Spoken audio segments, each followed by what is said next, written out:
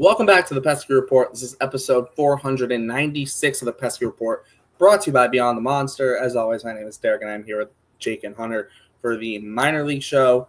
And we are also coming off a draft recap. We're moving to a draft after coming off a draft live stream, should I say. And we'll be doing a little bit of a draft recap here on top of our typical scheduled programming for the minor league show. Hopefully our voices aren't killed too much. I think we'll be fine. But with that, let's dive straight into the kind of a little bit of a draft recap here. The Red Sox in the MLB Draft are still going, still making picks. The Red Sox have 3 picks left. But with the draft now being near the end, I think it's a good time just to get at it at the start of the show and discuss the Red Sox draft. I think the big thing that we mentioned last night in the live stream is that heading into that the Red Sox the last couple of years have had players fall right into their lap in terms of Kyle Teel and Braden Montgomery. And it looks like it just happened again. I want to give the floor to Jake. Let's just start with the first pick the Red Sox made, Kyson Witherspoon out of Oklahoma.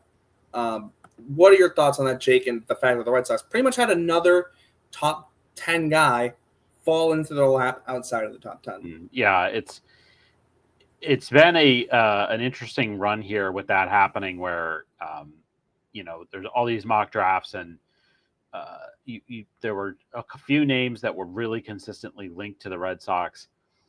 And once again, you kind of throw it all out the window because the Red Sox had an opportunity to draft, what seemed like at that spot based off who was available, the best player on their board. And that was Kyson Witherspoon. Who had been ranked 10th by MLB Pipeline, 10th by ESPN, and he was ranked all the way up to 7th by Baseball America in terms of the best players in this draft.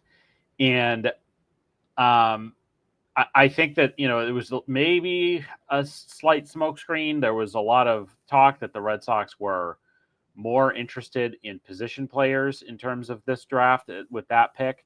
And there had been a lot of Gavin Keelan, a lot of Gavin Fine, a lot of Brendan Summerhill and like a few other names that I feel like I had seen. Like Steele Hall was another one that I feel like I had seen quite a bit linked to the Red Sox, but instead Kyson Witherspoon falls right in their lap, and they take, again, for, like I said, the third year in a row, they take for sure the best player available to them at that pick. And so Kyson Witherspoon, just to give a little bit of a breakdown, like he had gone to a junior college. He transferred to Oklahoma. And, funny thing, I mentioned this when we did our draft live stream last night, was that I remember in 2022, his brother, Malachi Witherspoon, his twin brother, was a bit of a more touted prospect. And then they went to JUCO together, and then they ended up both transferring to Oklahoma, where, they played together. And Malachi ends up going later in the day yesterday. He went to the Tigers, but Kyson really went past him this year. And he has, he can top out his fastball around 99. There's good ride. Just reading some stuff from Sox Prospects, he averages almost 19 inches of IVB, which is really good. He throws a cutter, slider, curveball. So he has like all of these different things that sort of profile as above average pitches. And then he can, getting into the Red Sox program, he's going to be able to, I think, do a lot there. And they will work with him, and they will refine his best to figure out what is going to be the best version of him. So, and he has all these different pitches, like I said, that he can throw. Throws a cutter. He can throw a slider as hard as 91 miles an hour. So, he's very athletic, which is a great thing. He's not, we'll talk about this. The Red Sox have taken a lot of pitchers again this time, and a lot of big guys, but Kyson Witherspoon is at 6'2", is relatively small But the Red Sox, I think, looked at his arsenal and they decided that they couldn't pass that up. This is the highest that the Red Sox have. It's the first time that they've taken a pitcher with their first round pick since Tanner Houck in 2017. And Houck was the 24th pick. But Witherspoon is the highest at 15th overall that the Red Sox have taken a pitcher since they took Jay Groom with the 12th pick the year before that in 2016. So a lot of firsts here, a lot of different things, but not a huge. I guess ultimately you look at the direction that the Red Sox are going in, and trying to bring more top end pitching talent into the system. It's not a huge surprise, but clearly 100% Kyson Witherspoon was the best option on the board at that pick, and the Red Sox didn't hesitate to take him. The furthest I saw Witherspoon in any mock draft was 10, which aligns with where Jake was saying, like the rankings were for him it was 10, 10, and 7. So yeah, I touched on it a little bit. It's one of those things that every year when we get into draft season, it's so hard for me to get too into the mock drafts and everything because inevitably weird stuff's going to happen. Every year there's someone with off-field problems. There's someone who isn't going to sign for the right, who's dropping because teams are like someone like Jack Bauer this year who is going to go to college. Apparently, like there's every year there's people that are projected to go high, and for one reason or another, they either don't get drafted or someone leapfrogs them that no one was expecting. I mean, it's basically every year at this point for the Red Sox that they're getting someone that no one thought they had any chance to get. It dates all the way back to Marcelo Meyer, and I'm sure there's ones even before that I'm not thinking of. Really hard not to be absolutely jacked up about the pick. He's someone that I've already seen a lot of media people talking about. Jeff Passan, super jacked up about the Red Sox draft so far. He called them World Series contenders. That really has nothing to do with the draft, but it's just nice to see how high the vibes are around the Red Sox right now. It just seems like people are impressed with the way the draft has gone for the Red Sox. Kyson Witherspoon is a ridiculously massive part of that. Don't plan on seeing these guys this year, the pitchers at the very least, or at least the highly drafted pitchers. Maybe some guys drafted later in the rounds might get a look, but it'll be interesting to see where they slot in.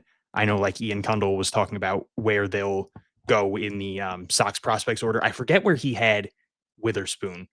I think he said that between 4 and 7. Okay, 4 and 7. Yeah, something like that. Yeah, I think he said that Phillips and Anthony Eason were both like in the 12 to 15 range then. So like they like Jake said, it's funny, like there was that smoke screen of, or that supposed smoke screen of them wanting to get some bats, and so far they've had 18 picks and 13 of them have been college pitchers. So like clearly they had a different strategy. And this is the second year in a row now where they have absolutely loaded up on pitching talent. And it kind of goes back to that one that is very clearly as they just took another pitcher, Kate Fisher from Auburn. So this is just getting kind of ridiculous. So that is now 14 of 19 picks are college pitchers. And that is 10 SEC pitchers? 9? It's a lot of SEC pitchers. But they it's kind of been the MO of Craig Breslow's group of the Craig Breslow regime is to focus on pitching. That is something that Chaim Bloom didn't seem as interested in when it came to drafting. So it's interesting to see the different philosophies, and it also does work in a way where like the Red Sox were so loaded up on hitting prospects, and now we're seeing those guys start to make a major league impact. We're seeing Marcelo Meyer, Roman Anthony, Christian Campbell. We're seeing Cedar Rafaela even. I know he technically wasn't like a draftee, but and then you're seeing guys even in like AAA that are knocking on the door. Someone like Blaze Jordan, Jhostynxon Garcia, Mikey Romero in AA. Like there's a lot of those guys getting to the higher levels, making impacts in the majors, but they're still looking for that like homegrown ace, that thing that we haven't really had since John Lester. And you can go even further back if you want to.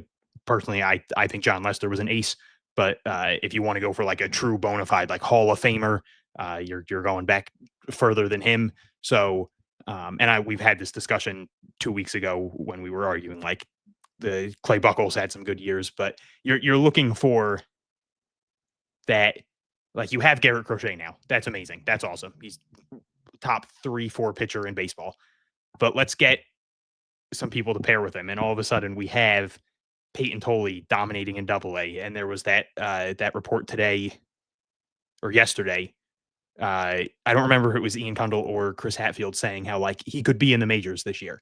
Like that is a very realistic thing, is Peyton Tolley could be in the majors this year.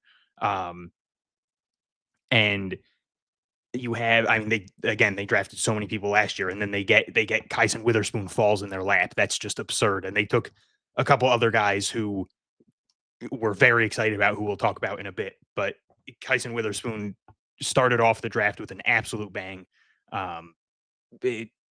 Massive shock to get him. I was very excited after I had gotten the one response from a scout saying like, this is our guy.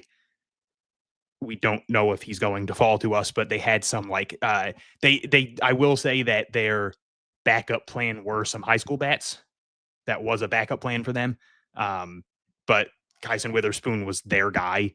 So the fact that their guy who he literally said, we need a couple wild cards. We need people who aren't expected to get taken before Kyson Witherspoon to get taken before Kyson Witherspoon, if we even want to have a prayer at getting him.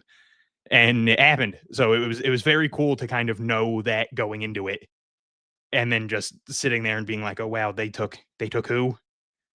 He was taken second overall. Like this is crazy. So getting that pick was very exciting, and I am absolutely jacked up to see him. I'm assuming he'll start next year in high A. That's going to be a lot of fun. Somebody who he's 20 years old. He'll be 21 in 2 weeks. I think 2 weeks exactly at this point. Already throws 99.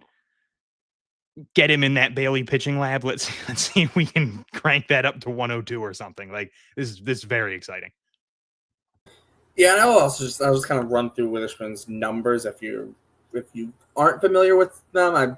I mean, they've been posted on Twitter. I feel like pretty much like since last night, since the pick, I feel like I've seen him a bunch. But in case you've been off social media, he put up a 2.65 ERA in 16 starts this season for Oklahoma. 95 innings this year. I wouldn't expect him to pitch, one, because they'd have to kind of ramp him back up, but also two, he's already thrown 95 innings this year. So it kind of makes sense to kind of, they'll probably have him in Fort Myers. They'll probably be doing stuff, but don't expect to see him in games. He did strike out 124 in those 95 innings and only walked 23. So that is also a big thing there. And then the other thing too is, like, I guess the Red Sox quote unquote standards have downgraded. So now you only need to be 6'2". No, not actually. But to get an elite pitching prospect, the guy is probably the best right-handed pitching prospect in this draft. For the Red Sox is, that's a big thing. Because I think too, like, you kind of look at like last year's draft, and I know Neely hasn't, like we haven't really seen Neely, and Tolley and Clark are kind of set themselves apart from everyone else. But both those guys are lefties.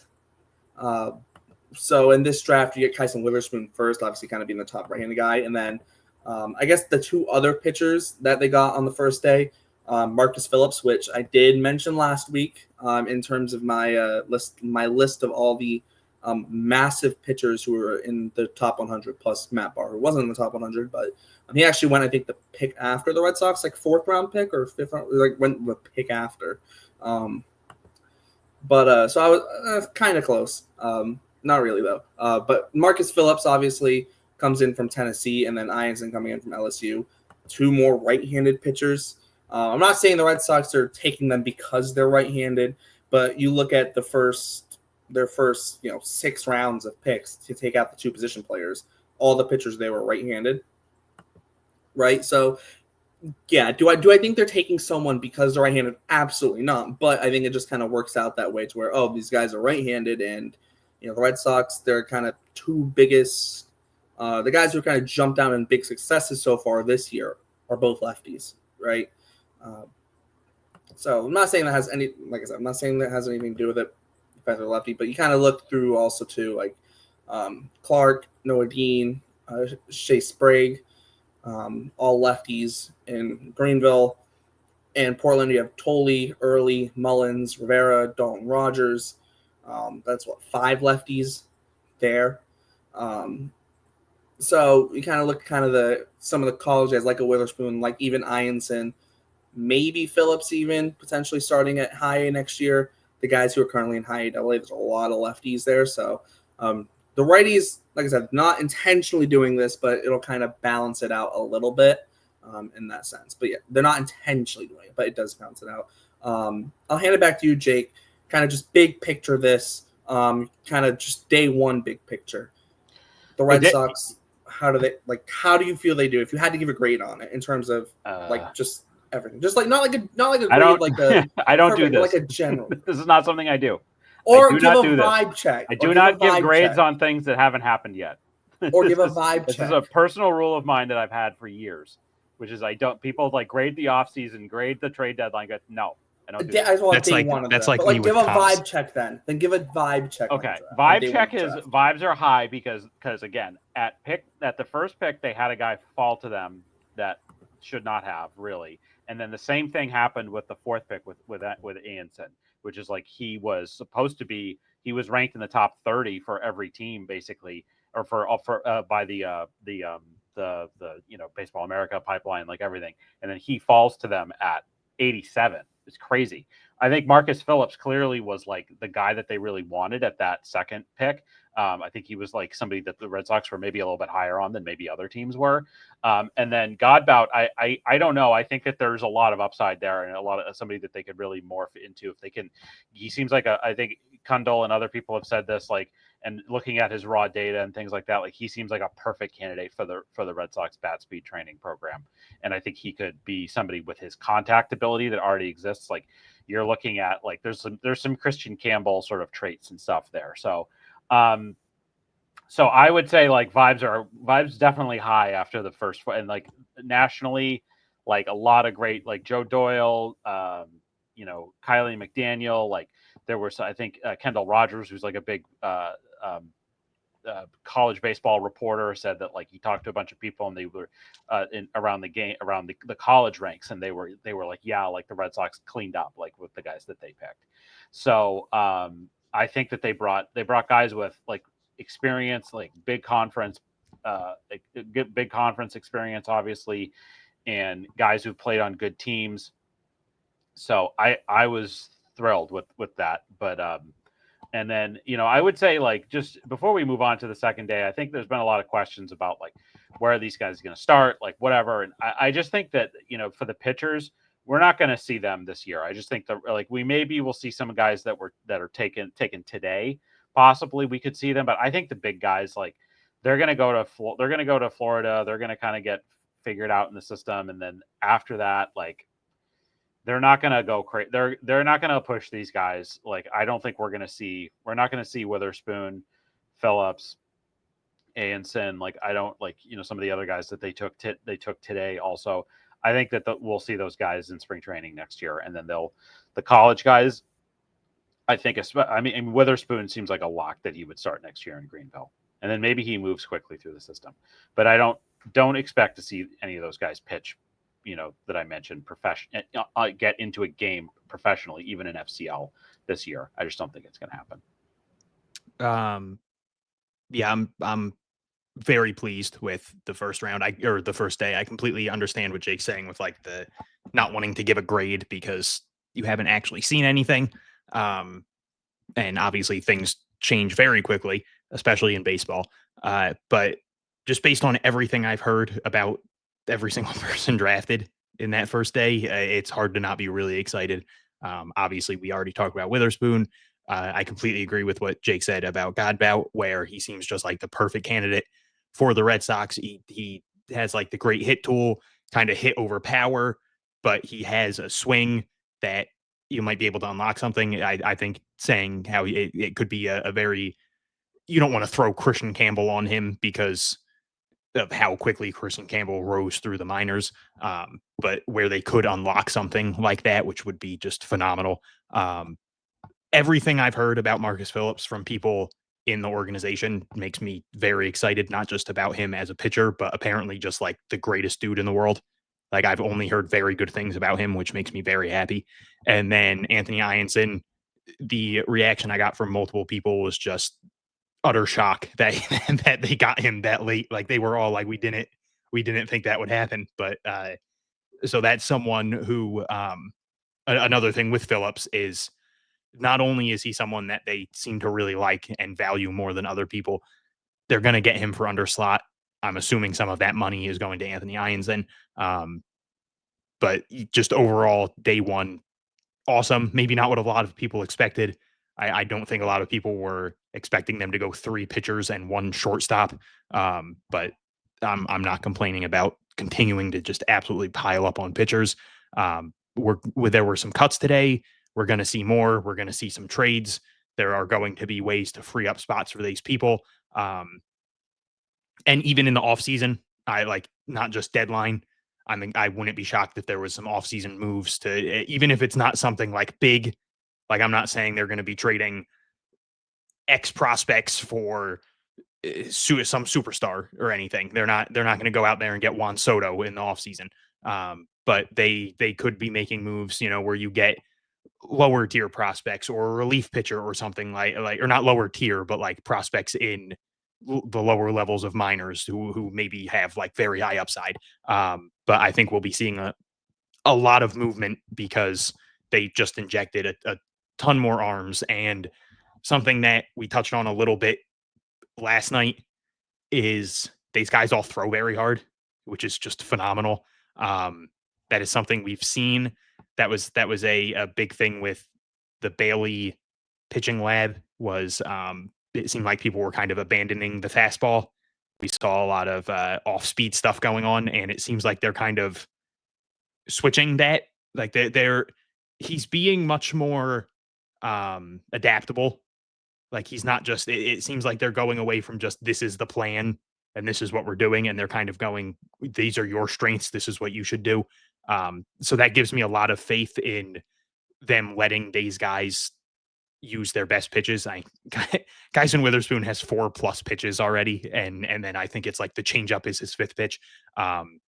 They have 3 guys who will hit high 90s. Like in that first day, they drafted 3 guys who will hit high 90s. And like I said, we've already seen in this Bailey pitching lab and just throughout the minor leagues, we've seen people. Peyton Tolley was throwing like 91 in college. He's throwing 98, 99 now. Like it's very exciting to think what they'll be able to unlock with some of these guys. And we've talked all year about how good Portland's pitching staff is, how good Greenville's pitching staff is. We're going to be having the same discussion this time next year, how ridiculously fun it is to watch. I mean, when we get to the actual minor league part of this show, we discussed it beforehand. Like Portland had just such a ridiculous pitching week. We're going to be doing that every week next year for multiple levels. Like the pitching in this organization is just off the charts right now, and it's very fun. I'll also just add to just kind of rounding it out, like even if you kind of start looking at some of their kind of stuff from today, like some of their picks from today, like you see like the plan of the entire class just come together, of the entirety of the draft class. And obviously pitching heavy, but it's not like they did have to get one left-handed hitting shortstop, and I kind of say shortstop a little bit like an air quote shortstop because whether or not Mason White sticks at shortstop is very unlikely. I think he's more likely he ends up somewhere else, at least from the scouting reports. But they still had to get one left-handed hitting shortstop, and they don't have a California shortstop this year. But they also haven't taken a high schooler. The Red Sox just took a high schooler. Out of Puerto Rico. Out of Puerto Rico. And same as last year, where the only high school hitter, full-on high school hitter that they took was from Puerto Rico. Yep, Young Cruz it was last year. I just watched a video on Bobby Bonilla today, so that's funny that his last name is Bonilla. He was also at the Christian Military Academy in Puerto Rico. There you go. So Interesting. So Red Sox do take a high schooler, but so now they have taken a high schooler, but they haven't taken one from the states, from one of the 50 states. So taking a California shortstop's kind of a little difficult in that sense. He was born July God. 9th, 2007. I hate that. I was 14. Yeah. Okay. All right. Yeah. I was old enough to drink. I was 20. I had just turned 21 a few months before that. So put that in your pipe and smoke it. Oh no, it sucks. I know. I hate the fact that I'm now at that age where I was like a freshman in high school. I was in 8th grade. I think I was in 8th grade. These are the things. These are the facts that we have to deal with. Like, I don't know if you guys saw this. Like, there was. And I don't know if this is what's going to happen. Obviously, it was just speculation. But Ken Rosenthal was talking about. I think it was Ken Rosenthal was talking about like who the Red Sox might target at the trade deadline. And this is not an exciting name at all. Maybe kind of, but like Charlie Morton was the name that he mentioned. And like I mean, Charlie Morton's the man, obviously, and like he's been a postseason like hero for multiple teams. But like he's older than me, like a lot. He's like several years older than me. I looked him up. He's 40. He's going to be 42. He's old enough to be my dad. Right. Like he's old enough to be. Certainly old enough to be Fabian Bonilla's dad. So there you go. Isn't that wild? So I was just thinking that I'm like, man, Morton, like that's crazy. And then I mentioned my friend Jeff Locke, who I went to high school with. Charlie Morton and Jeff Locke were in the same trade. They got traded from the Braves to the Pirates. That was like the Nate McLouth trade in like I don't know what year that was, like 2009, maybe 2008, 2009. But Charlie Morton is from Flemington, New Jersey. Yeah, there you go. That's right near me. So yeah, I mean, again, he's a great guy, and would be kind of I guess it would be fun, but it would be not that exciting. But as not far the as like sexiest addition. Yeah, I think like as far as today goes with the draft, like I think it's maybe taken some folks by surprise again that they've gone so heavy on pitching. I think that the only thing I look at this draft and I'm like, again, I trust their evaluation. I trust their board. I trust that at every spot they were taking the best guy that they could, or whoever they thought was the best player at that point. So I don't have as much information as they do, and maybe this draft was not the right one to do it. But I'm a little surprised that with one more pick left, that they haven't taken a catcher at all. Like that's the one that I'm a little bit like, because they could certainly use catching depth in the minors. And it's not even about like you don't draft for need. Like it's just like there were no catchers that they thought were worth taking with any of their picks. It's just that's a little surprising.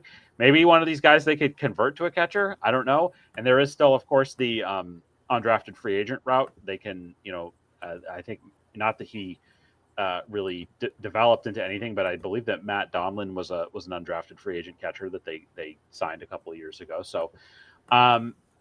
It's not out of the realm of possibility. I trust their evaluations, that kind of thing. But as far as like the whole, like taking a ton of pitchers, especially taking a bunch of big pitchers and a bunch of college pitchers and guys that are, played at big schools and big conferences, like I think that the Red Sox know clearly that there's this like huge rate of attrition with pitchers. So you kind of have to take as many shots at it as you can. They know that these guys are there's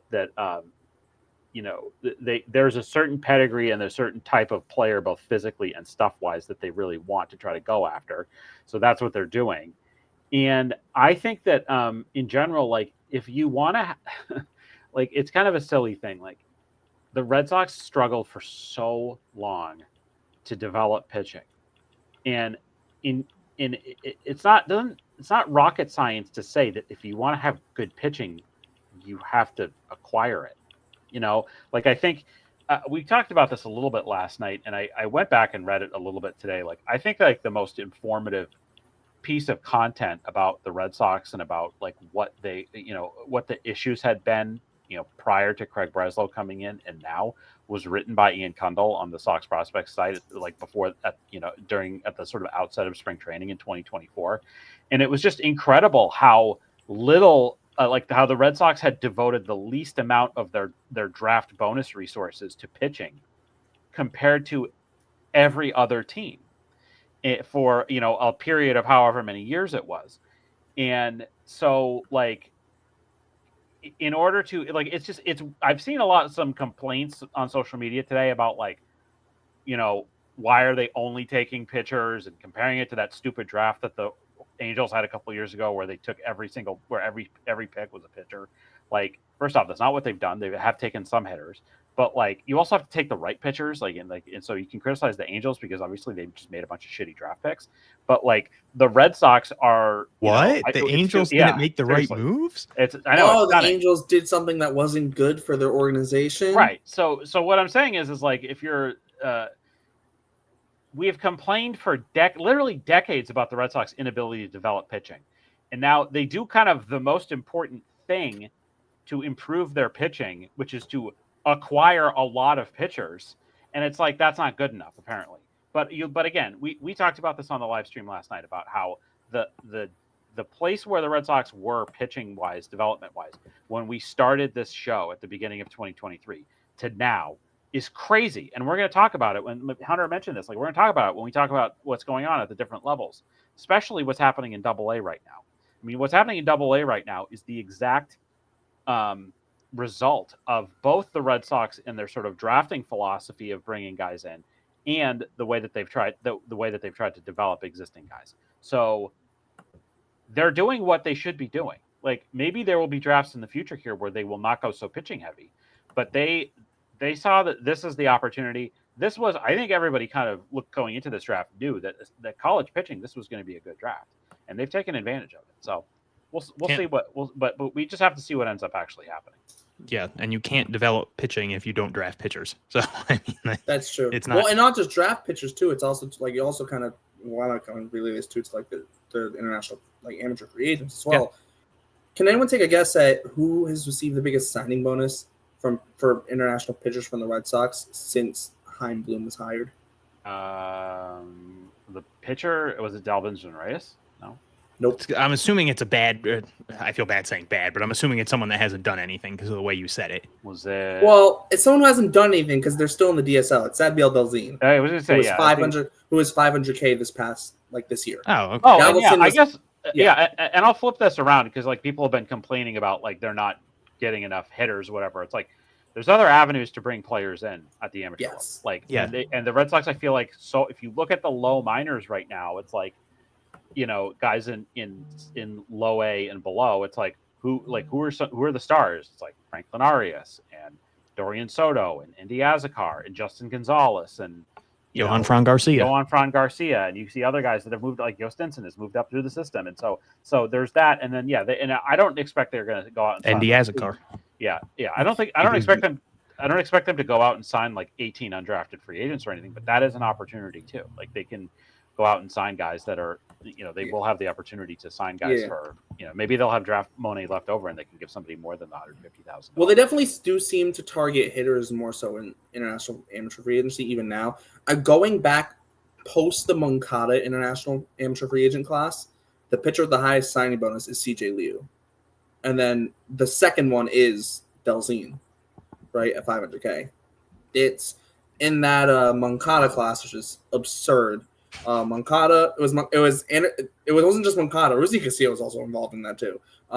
Anderson Espinoza got $1.8 million, and Christopher Acosta got $1.5 million as well.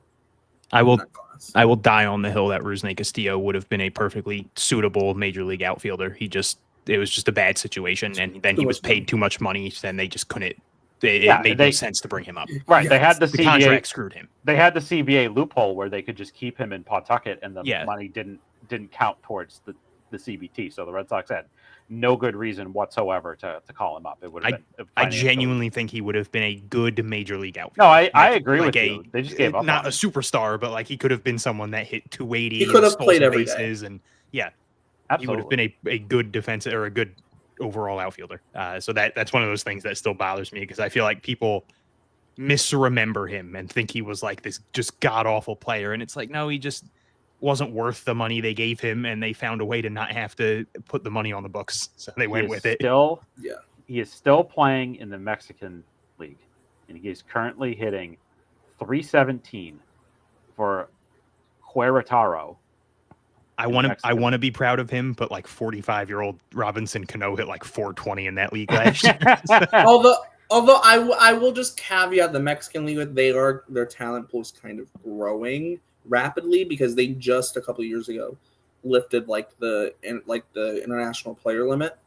They just raised it from only 3 or 4 players to so it was like they could only have 3 American players or a non-Mexican player. Now they can have a bunch. Now they have a bunch of them, which is why you see an influx of guys like Cano, for example, go to Mexico.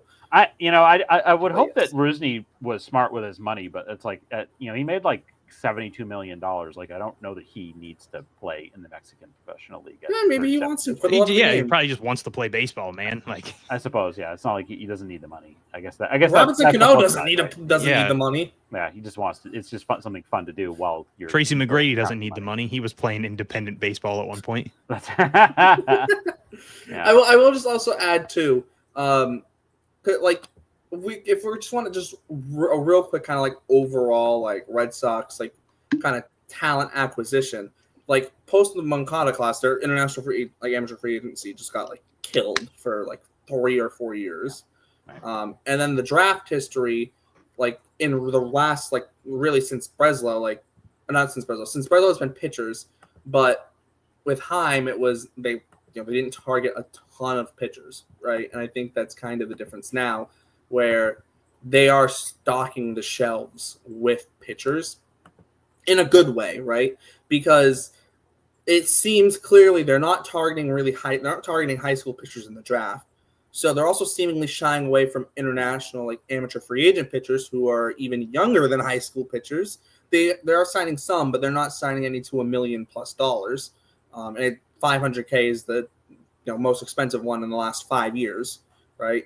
So they clearly have a preference, and they're willing to target that, and they'll still go after some high school hitters if they feel that it's needed. A lot of their low minors is going to and is filled up. Well, not just low minor, low A, the FCL even. There's a lot of international young guys who are 18, 19 in those in the FCL or in Salem right now. So, and I think that's only going to continue considering how pitcher heavy they're going in the draft, but almost the international amateur free agent classes are almost more hitter heavy, at least in terms of the top of the class where the money's spent. A couple of years ago, Cespedes and Arias, the top 2, right? Look at them now, Arias and Greenville, Cespedes and Salem, right? The Red Sox just took their final pick. Garrison Sumner from BYU. Is this the second year in a row where they took a BYU guy with their last pick? Wasn't Ben Hansen their last pick last year? BYU. Yes. Yeah. Yep. It's bizarre how they've done God. They've done the same thing 2 years in a row between taking the high school guy out of Puerto Rico, and then the last pick being a guy from BYU. I wonder if Sumner's also a little bit older like Hansen, but I know BYU they tend to have the missions and stuff. Yeah, he's 21. I mean, he's 21. Oh, okay, that's not bad. Isn't Hansen 24, or am I crazy? Let's see. Ben Hansen. He was a sophomore. He's 23 right now. He's 23. He was. So their draft is officially over. Draft is over. We speculated if it would be over before we started last night. Not even an hour in. That's not terrible that it's over. But take out the hour break and we're still talking about the draft, so it's not like it's crazy. So overall, ton of pitchers. Again, not a bad thing. 2 names that stood out to me for very specific, well, I guess 4 specific reasons, but no crazy reasons. Dylan Brown in the 8th round, Old Dominion. That's where Noah Dean went. And that is also my college football, NCAA college football video game. That is the team I pick because they're very bad and they have cool jerseys. And it's fun to make that a team. So already rooting for him. And then in the 10th round, they took Maximus Martin, which is someone that I earmarked last week. Someone asked me on Twitter when I got all excited that they took him, and they said what do you like? What made you like him? And I said, completely honestly, the first reason I looked into him at all is Maximus Martin is a god tier baseball name. That is just a fantastic baseball name, especially for a hitter It's just like the maximum power type stuff is just, it's right there. It's sitting in the palm of your hand.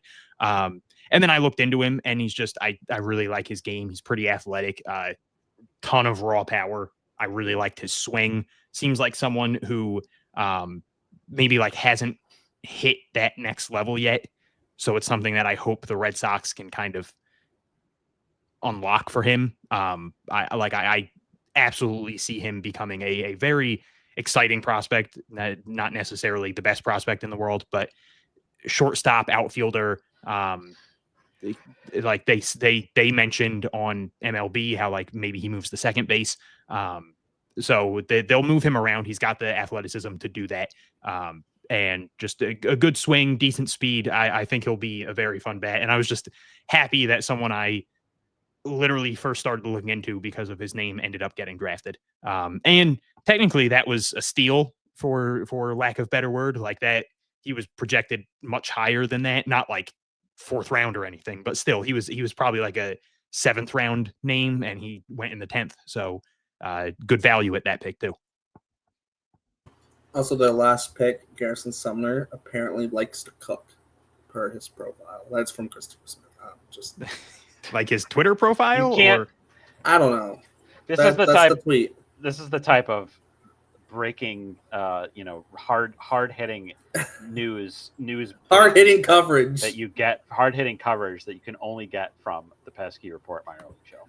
I will say, just my last thought is, Skylar King to me is interesting. You see some of his defensive highlights, like, ooh, getting a nice little defensive outfielder there who can run pretty well.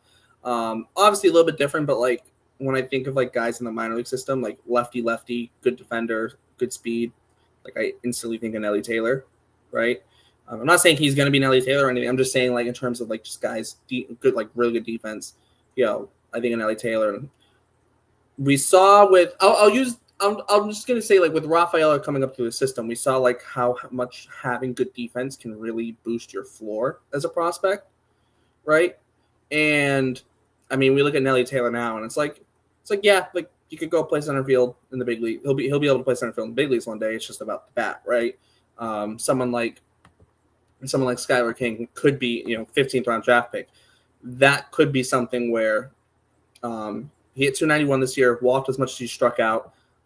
Is more of a line drive hitter this year, although on MLB.com it says that he'll show some raw power in batting practice, so maybe could be a nice little sneaky kind of Red Sox training lab, get some bat speed up, maybe add some more power to the bat, but with good defense and good speed already. It seems like he has a decent little floor as a prospect, which, I mean, in the 15th round, I mean, can you really complain about someone who's got a decent little floor there? So I like that. Any final thoughts on the draft before we move on, Jake? Not really. we've done a lot. That is true. I mean, the draft is fun. I'm sad when it's over, but like, yeah. I mean, it's the one thing that's like I just feel like is a little bit of a bummer again with like so many pitchers being taken. I just don't know how many of these guys how many of the guys that they drafted this year that we're gonna see play at all before the end of the season. But hopefully some of these, like, Godbout, Mason White, some of these guys we'll get to see, like the Winne from Wake Forest, like, who went to high school in Belmont. Like, it would be cool if we got to see them at least play in Salem or Greenville before the year is over. But a lot of these guys we're going to be waiting on seeing them in action until spring training next year, and that's kind of the way it is with the way that it is in general with following prospects, is that there's it takes patience. So that's kind of the way it all goes. Okay, nothing but time to wait. So nothing but time. Now for the regularly scheduled programming, we do have a week of minor league activity to talk about and to cover. First, we're going to start once again. It feels like we've been starting here a lot recently, but we're going to start with Portland. Do we want to start on the hitting side or the pitching side? Because I have a lot of stuff on the pitching side, and I thought the pitching side maybe would be good, kind of switch up starting the pitching side. Yeah. So let's start on the pitching side of things. I feel like it's like 90% pitching in Portland right now. So. That is true. That is somewhat true. But so let's start on the pitching side. First person I personally want to bring up is Hayden Mullins, because he had a 6-inning start this week. Gave up just the 1 unearned run, 3 hits. He did walk 2 and hit a guy, and he only struck out 3, but no earned over that length is really good too. I think Mullins too is kind of flying a little bit under the radar in terms of like Tolley being there and kind of taking some of the, I don't know, taking the shine away would be like the right way to put it, but with Tolley there and with Sandlin and Connolly early, and then even like a guy like Eduardo Rivera getting called up, he's kind of, like I said, kind of flying a little bit under the radar, but he's been good this year, and I think that's 9 starts in Portland this year, 2.48 ERA. Obviously, he did start the year in Greenville, but just he's been good. Like I said, kind of flying under the radar. I know we'll have our midseason awards show kind of next week. We might kind of get more into the kind of full like mid-season stats for a bunch of these guys. But I feel like we've been covering, Tolley, Sandlin, this guy, that guy, and it's like Mullins is kind of just, like I said, sliding under the radar a little bit. So good start for Mullins, and a lot of good starts. I think Portland had 5 starts this week of 6 innings, and they had 1 start of 5. I'll hand it over to you, Hunter. We'll flip it. I'll go to Hunter first. What else is there on the pitching side of things in Portland? Obviously, the pitching staff's already ridiculous, and we're probably going to see moves at some point. Like I said, trades, promotions, whatever. And it's just ridiculous to think like they're also going to get Luis Perales at some point this year. Like there's really just no respite for Eastern League hitters. They just have to deal with it. Like you said, Hayden Mullins, just really strong start. I'm gonna be boring and pick Peyton Tolley here. 5 innings, 1 run, 4 hits, walked the batter, struck out 5. So like technically, I guess his worst appearance in Double-A. Like that's just absurd. He's just, it's absurd what we're seeing from him. He's so dominant on the mound, the swagger, the confidence. He attacks hitters. He doesn't walk people. And again, just that report from Sox prospects that like he could be in the majors this year. Really interested to see what that means for him coming out of the All-Star break. I'm assuming he's still in Double-A for a little bit. I should say I'm hoping he's still in Double-A for a little bit, because Portland's actually playing in Reading Friday, Saturday, Sunday, and I would just be absolutely devastated if I got told, hey, Peyton Tolley is not pitching that weekend, which I guess is still a possibility, but I couldn't tell if Jake wanted to talk or if he had to leave. He has been, I don't think anybody expected him to be this good. Like, again, I mean, the big thing is, like I mentioned before, this is a guy that was throwing like 91 in college, and where it's like a year to the day from the draft, basically. Like the draft's happened, the draft just ended now. So a year since he got drafted, and he's throwing 98 basically regularly. Like this is a guy that like now sits like 96. It's terrifying to think what else they can do with him, what else they can unlock. And to me, the most important part about this start, none of his 5 strikeouts came on the fastball. And that has been the big thing, is Peyton Tolley's fastball was absurd. He could probably go sit in the major league bullpen right now and just be a guy who gets an inning and dominates by basically throwing the fastball and not much else. So to see him clearly working on the other pitches and it clearly working, like the off-speed stuff looked good. It was creating swing and miss. It was deceptive. So all 5 strikeouts coming on non-fastballs was just a massive development, in my opinion.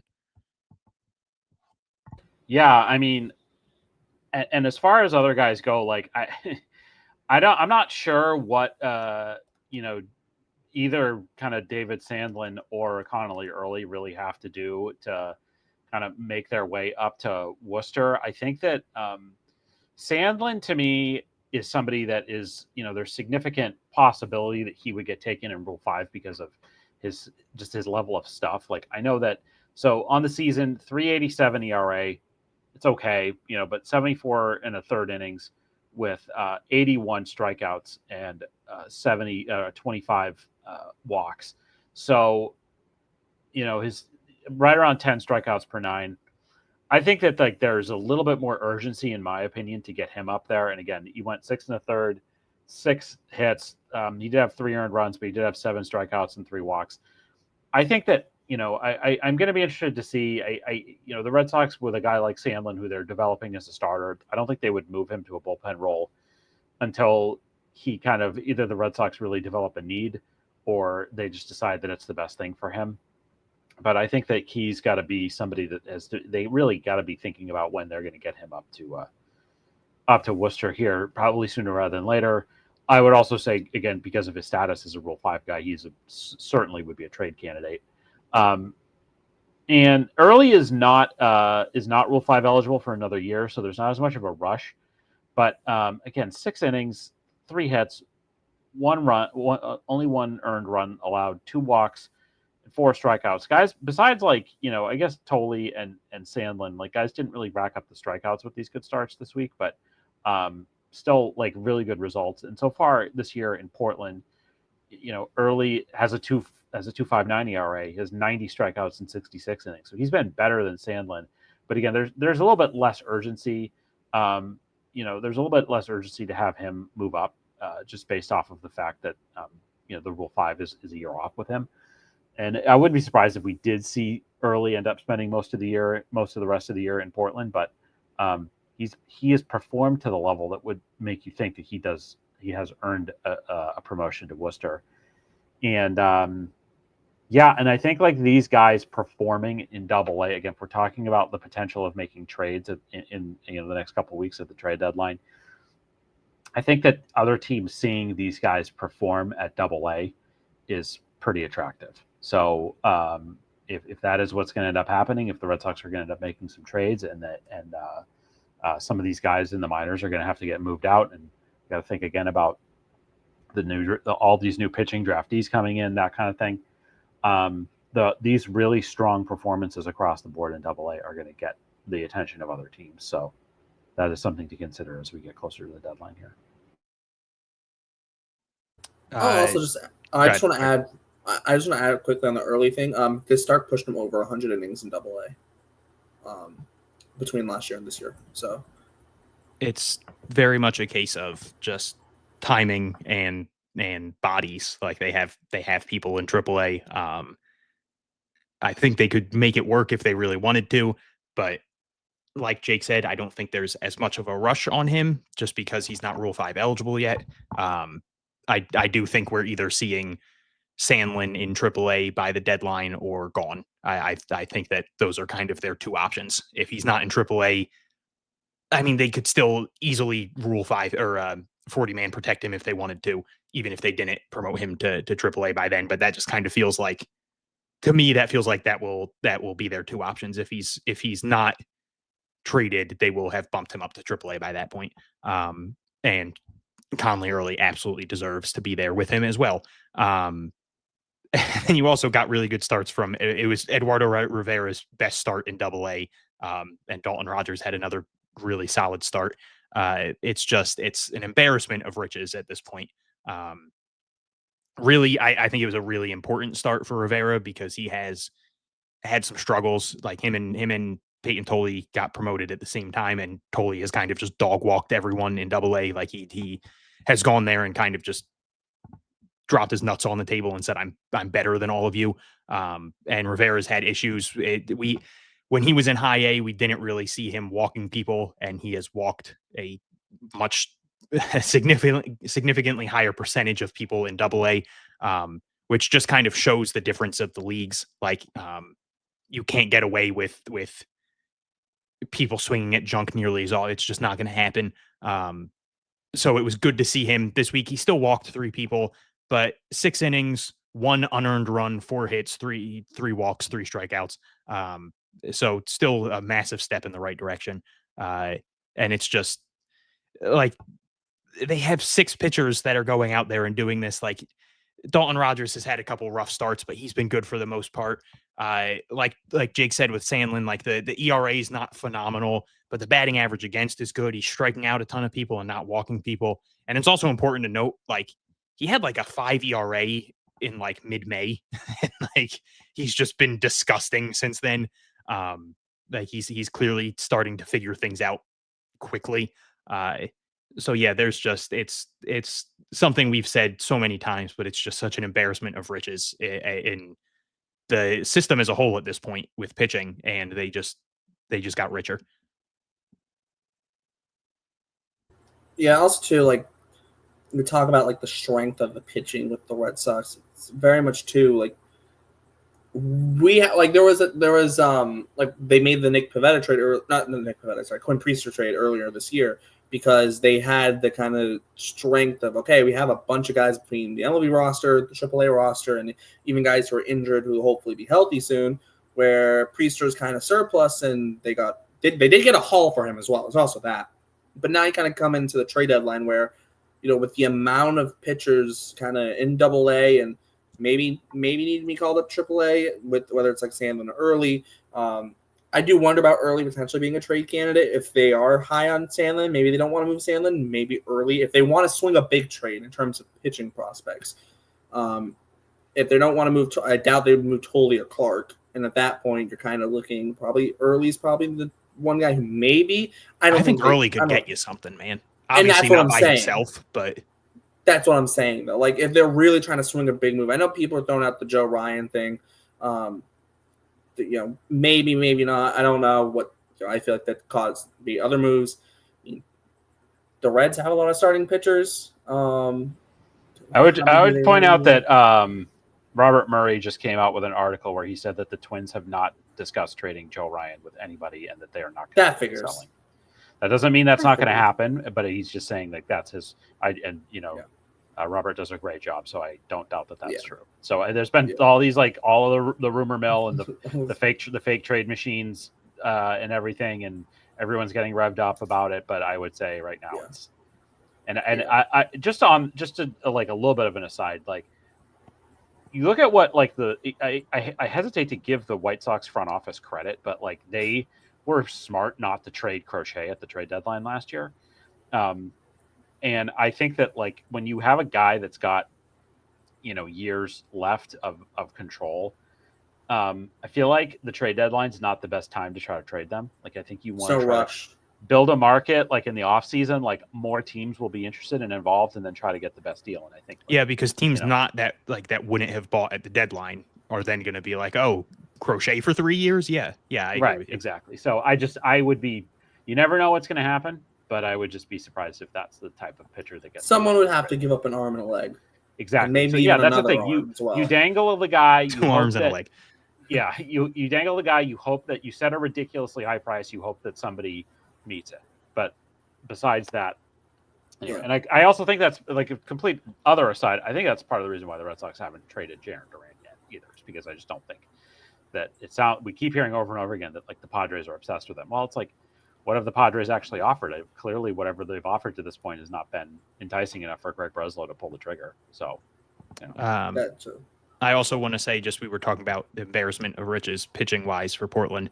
That's not even talking about Jack Anderson's had a great year in the bullpen. Giovanni Cruz, Jeremy Wu Yelland, they had Noah Song. They have a lot of really good. And then not just the bullpen. Again, we mentioned Luis Perales is coming back at some point. Blake Wehunt's been out for a bit. Yordany Monegro's out for the year. They have so many arms. CJ Liu hasn't pitched all year. It's ridiculous the amount of talent that they have on that pitching staff. Guys that aren't even making an impact right now are genuine names. Yordany Monegro, Blake Wehunt, Luis Perales. Those are genuine names that could be major league pitchers. Luis Perales was, I think, ranked 57th in Baseball America before his injury. Yordany Monegro had a 2 ERA this year. Blake Wehunt's been phenomenal. It's the pitching development's just been ridiculous. It's bonkers. It's funny though, because the Red Sox a lot. I feel when most big starting pitching trades, I feel always have at least one pitching prospect going back in the other direction, and I feel if the Red Sox did want to, they could. I just brought up the Reds just for a second. It's how many pitchers do the Reds really need? And Fangraphs only gives them an 11% chance of making the playoffs this year. So, hey, Nick Lodolo, come here. That's just a personal want, by the way. That's All-star snub Nick Lodolo. Yeah. Yes, that's more of a personal want. Because they had to get the guy with 25 career innings into the game. He's also on my fantasy team, so more of a personal one. But how many? They have so many starting pitchers, and Rhett Lauder hasn't pitched this year. Chase Barnes just gets moved up. Hunter Green's injured, and Abbott's there. They have so many starting pitchers. Chase Petty's in AAA. What do you need Nick Lodolo for? Come on, who cares? You don't need him. But that's besides the point. But I'm saying the Red Sox have the strength in the pitching department where if a team wants pitching prospects at a deadline deal, they have the pieces. It sucks that we're talking about potential guys getting moved, but it's just the reality of it. And then also, too, I don't know if he's been mentioned, but Dalton Rogers also had a sixth inning start, and he gave up 2 runs, just one of them earned. Only the 3 strikeouts, did walk 3 and hit a guy, but still 6 innings, only 2 runs, and like I said, only one of them was earned, so solid. Then, Hunter, you did mention Anderson, Cruz, and Noah Song. Zach Bryant also is on top of those 3 guys. They all had scoreless outings out of the bullpen. Bryant was 1 inning, the other 3 were 2 innings out of the bullpen. So they all had scoreless outings. Other than that, I don't really have anything else on the pitchers. We're all good on the pitchers. Going to move on to the hitters. Yep. So moving on to the hitters. I will start with this for Jake. Is the Jhostynxon fan club back? Is it coming back? Well, it's not. He went 2 for 3 for the walk. I mean, also I didn't.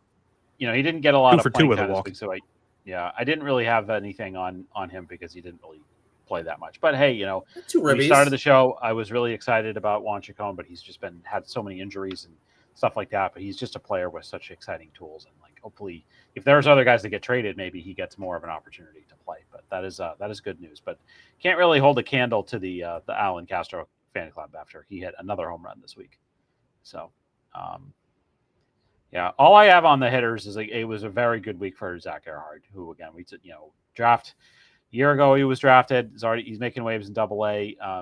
He's hitting for the year with Portland. He's hitting 304, 333 with a 435 OP. I'm not sure. I don't know if that's for the year or if that's just with Portland with a 435 slug. And he had, like I said, 7 for 23, 2 RBIs, 2 doubles, 2 steals. And he's a guy that I think, hopefully they can continue to work with him on especially the bat speed stuff. He can unlock more of his power, but he's a guy that just has consistently made good contact and consistently gets on base at the professional level. And there's going to be a place for that. I feel like, if they work on his defensive versatility, feels he's not the same type of player, but there's sort of Chase Mydroth-ish a little bit, just in terms of his what his tool set is and the things that he can do on the field. So really excited that he had another good week and that he's continued to acquit himself well as being in AA, at least having the ability to get on base. I will say with Chacon, he left the game on Sunday, and I have no reason why, or I have no idea why. He left when Mullins was taken out. He had an error in the inning.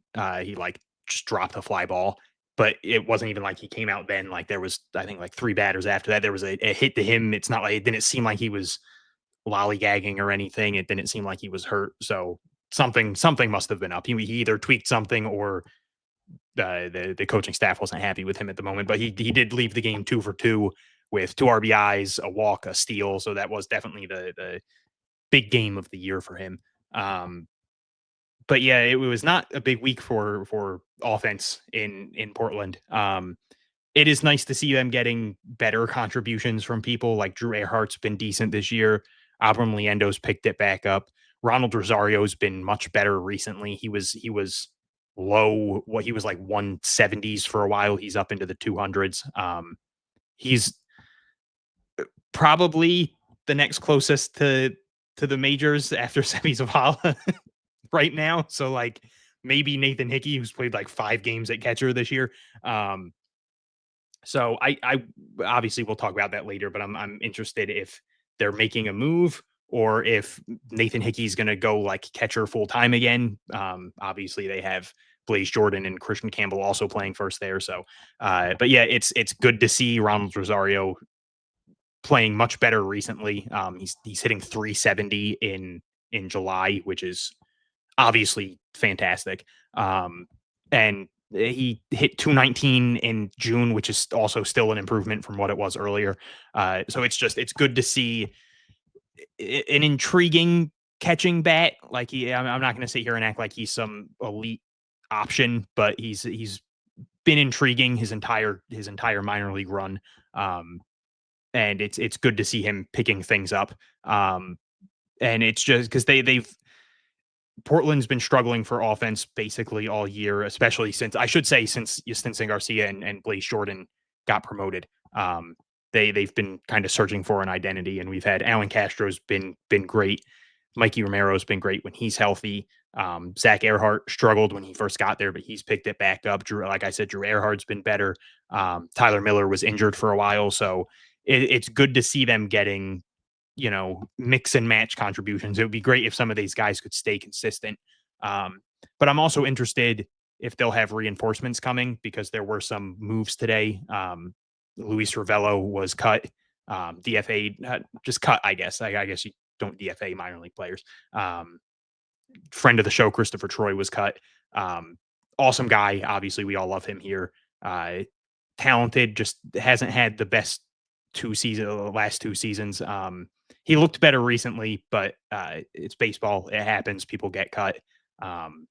Hoping for the best for him. Like I said, good guy, good head on his shoulders. I don't think we have to worry about him outside of baseball. Like, that's a guy that's just constantly making moves. He does a lot of stuff with investments and stuff. I'm sure he'll be perfectly fine. I know he's got a wedding coming up at some point. But yeah, that's the shitty side of baseball. Just it always is going to happen around the draft. You're going to see cuts. They need to make room for bare minimum. Like, the Red Sox just drafted 21 players, and then you're also getting any undrafted guys, and then the trade deadline's coming up. And obviously, at this point, it very much looks like the Red Sox are going to be buyers. Something drastic would probably have to change for that to not be the case. So that would technically probably free up more spaces. They'll probably be trading more prospects, but yeah, just you needed to see spaces open up. And those two at the moment are were the victims. We'll see more. Cooper Adams and Jacob Webb, I believe Andrew Parker said, of Beyond the Monster, were both being promoted to AA. Both pitchers. Jacob Webb's been there before. Cooper Adams is having a very solid year. But both of those are pitchers. So I'm wondering if they're bringing someone up hitting wise. I mean, they still have more than enough people to figure it out at the moment. Abram Liendo, Marvin Alcantara had a solid week.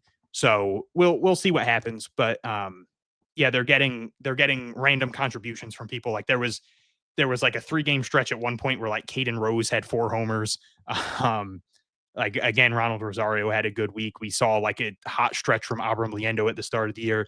Max Ferguson went like 12 for 17 one week. So it's just, as frustrating as it is that they don't have more guys consistently contributing. Like, it's kind of been Mikey Romero and Alan Castro being the two that are always going to produce for you. It would be great if they had a couple more, but it is fun to see, like, okay, who's going to be the guy this week that randomly pops out and helps those two and helps the pitching staff, because the pitching staff is going to perform. They're going to shut down the opponent most nights. So you just need somebody else to pick up some offensive slack. And this week it was Rosario. I was just real kind of quick as well. Like, Rosario is interesting just because, like, God forbid a catcher goes down, in at a AAA or the big leagues.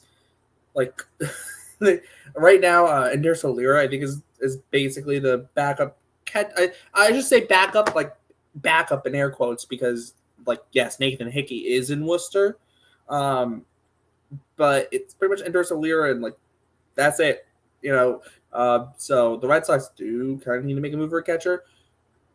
In that sense, They did have Mark Colesberry, but he obliterated his leg on a play very similar to Tristan Casas. So like that was their other major league depth guy. Like he's been in the majors before. He's good defensively, sneaky athletic for a catcher. But yeah, so they are very thin on catching options. I brought this up. I don't know if it was yesterday on the draft live stream or it was last week, but I think it was on a live stream. I was like, I would like I thought during the offseason, just like get me a guy like an Austin Hedges, who funnily enough has a higher OPS you mentioned than it Connor yesterday, Wong. Yeah. Who funnily enough has a higher OPS than Connor Wong. And he's a damn I good almost winner. have a higher OPS than Connor Wong. Exactly. Have the same amount of extra base hits. Unfortunately, I will just mention, just an update, Xavier Edwards did have a barrel, so he now has more barrels than I do, unfortunately. I think there's still someone as of like a week ago that didn't, because I just saw a video. Edgar Cuero didn't have any, but he did hit one before. Chandler Simpson doesn't have any, but he's not qualified. I feel like I forget I don't think it was either of them though. I saw a video where they were Nick Allen, but he's not qualified. I don't think that's who it was. Anymore. That's who it was. That's the person I saw. It was like a TikTok Nick Allen's Nick Allen is it was someone gave out the Barrel Blunder Award. Yes, that's exactly what I saw. And Nick Allen, I think I think Nick Allen. We were finally down to one, and it's Nick Allen. Nick Allen, yep. So hey, pretty decent defensive shortstop though. Hey, more than I can say, but I have as many barrels as Nick Allen. I guess that's going to be the new thing. With that though, we were kind of talking a little bit about guys getting moved up from Greenville to Portland, so let's move on to Greenville. It actually works out perfectly now because that's actually the next one we're covering. And I wanted to just mention, and because Hunter brought it up about Christopher Troy and Luis Ravello getting released. It's too bad. It's the business of the game. It's a results based business.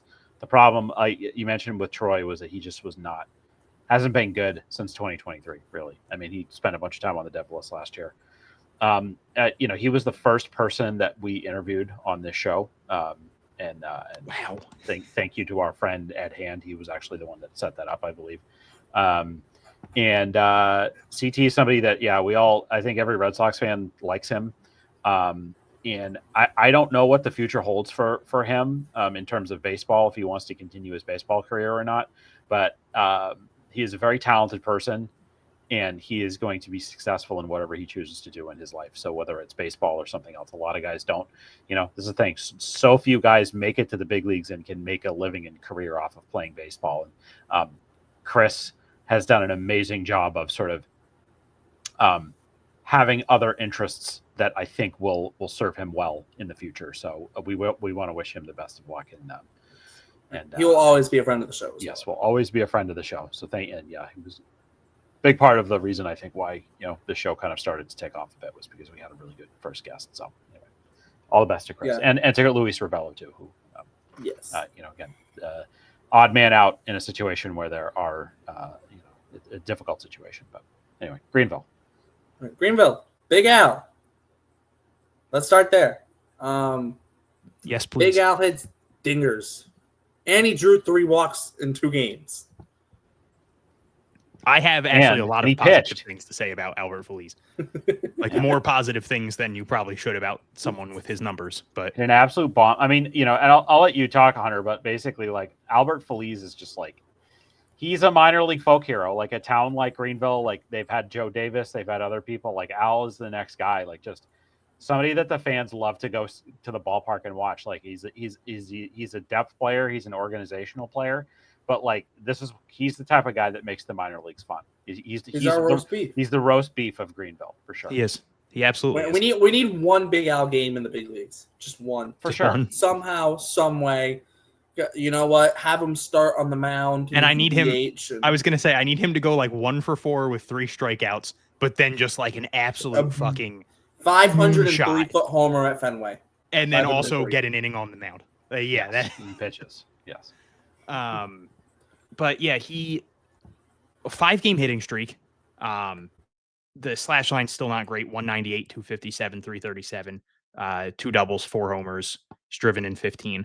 But like it's massively improved. Like he had a sub 400 / OPS for a while, and now he's knocking on the door of 600, which obviously still not exciting, nothing to write home about, but it's a nice turnaround. He doesn't play every day. So it's hard to get in a rhythm, but it seems like he's playing a little bit more recently, and it seems like he's starting to get into a rhythm. He hit just an absolute bomb this week. He's one of those guys who it's so fun to watch him connect on a ball because he swings out of his shoes. Like his helmet's going to fall off when he swings, like when he makes that real contact. And like not only did he hit a homer, he also hit 121 mile an hour double, which is ridiculous. And then 2 days later, he threw 94 miles per hour on the mound. The results weren't great. He walked a couple people. Scary moment. He hit someone in the head with a fastball.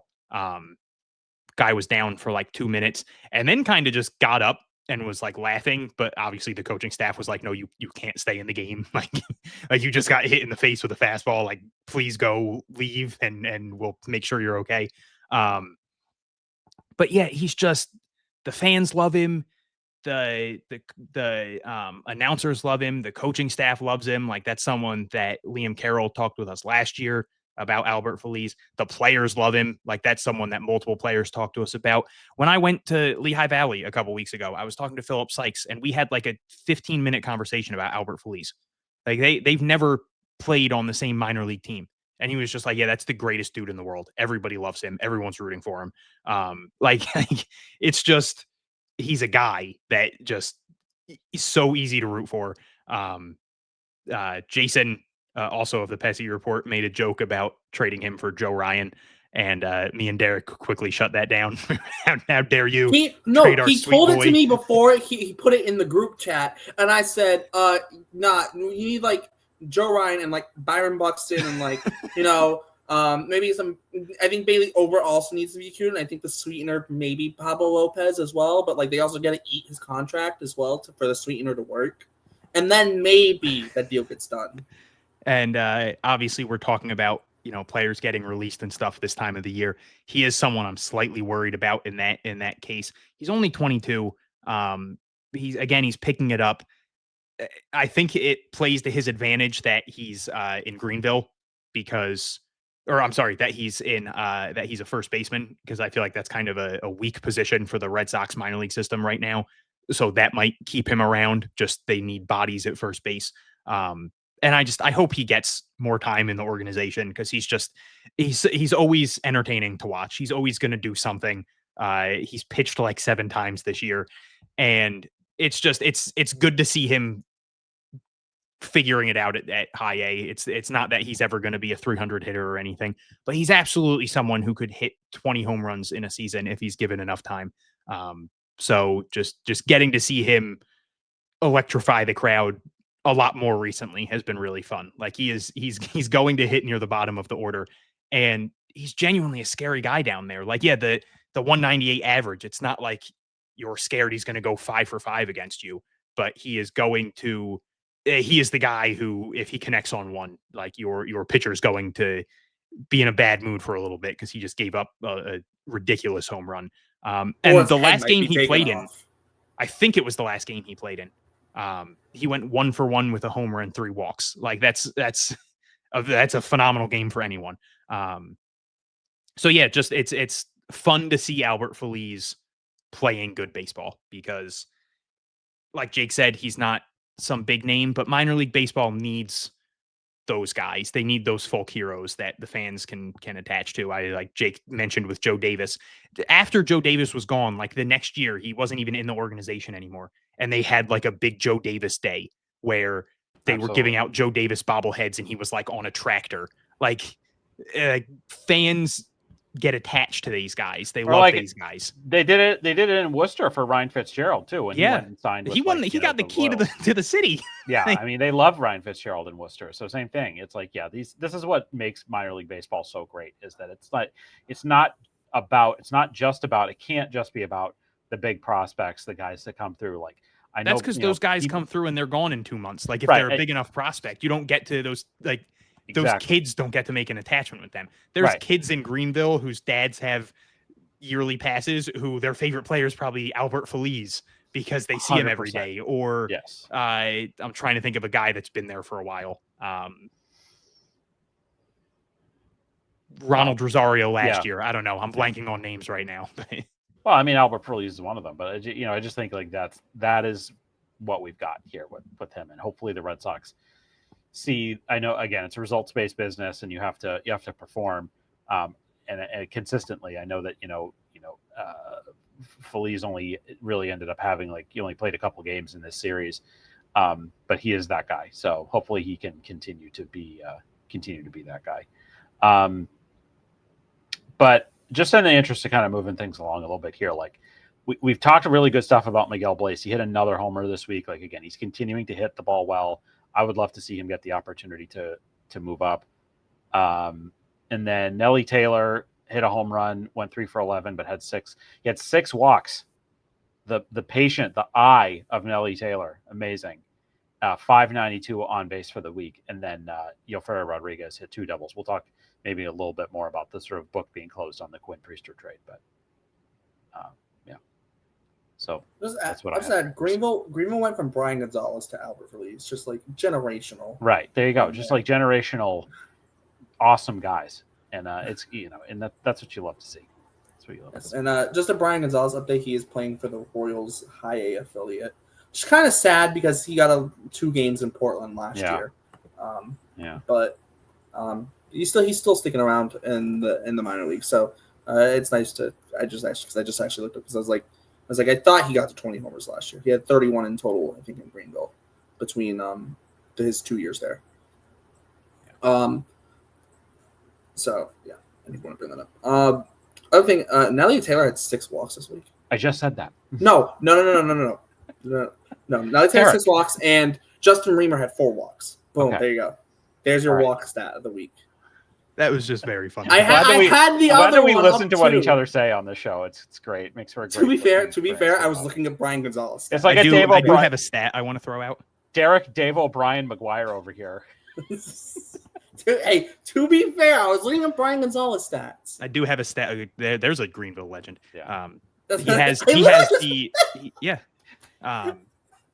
I do have a stat I want to throw out.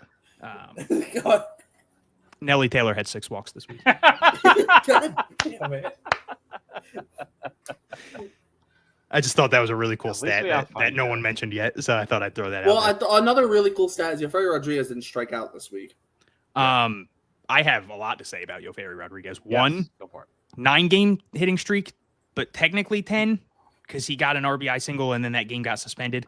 So those numbers don't count yet, but so he's technically slightly higher than the 210, 325, 325 slash line he's got right now. But yeah, 10-game hitting streak. The swing looks so good. I love his swing.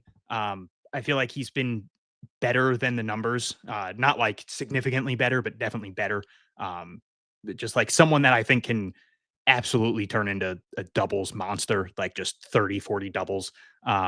Good speed, good athleticism, great in the field, draws walks. And it's so important to remember he's 19. This is a guy who was in single A last year. He's still a teenager in high. He's barely older than Franklin Ari is. And that's something, obviously, Franklin Ari is putting together better stats. But he is. Oh, I'm sorry. He's actually about a month younger than Franklin Arias. And I so desperately need him to be good now. For whatever reason, a Brewers fan was to the point I had to mute him because when I posted the trade, I had people in my mentions oh my God, what a fleece for the Red Sox. Oh, they got so much for Quinn Priester. This guy last night replied to every single person with a screenshot of Quinn Priester's stats and then saying how Yoferi Rodriguez isn't good and this trade was so good for the Brewers. And I didn't respond because he wasn't actually talking to me. He was talking to the other people, and just because I'm not going to respond to you anyway. But it was first off, no one was saying it was a fleece just because of Yoferi Rodriguez. It was a fleece because they got Rodriguez, a player to be named later, who ended up being John Holovitz, who's been fantastic. Cash in the 33rd pick in the draft. That's why it was a fleece. That was the one that people were did they really get the comp A pick? That's wild. Yeah. And it's just he's bragging because Quinn Priester went out there and shoved against the Rockies. Like, I could shove against the Rockies, buddy. Like, Quinn Priester's had a good year. He's been very solid, but like the underlying numbers, go look at Quinn Priester's Savant page. It is like ice cold blue, except his ground ball rate.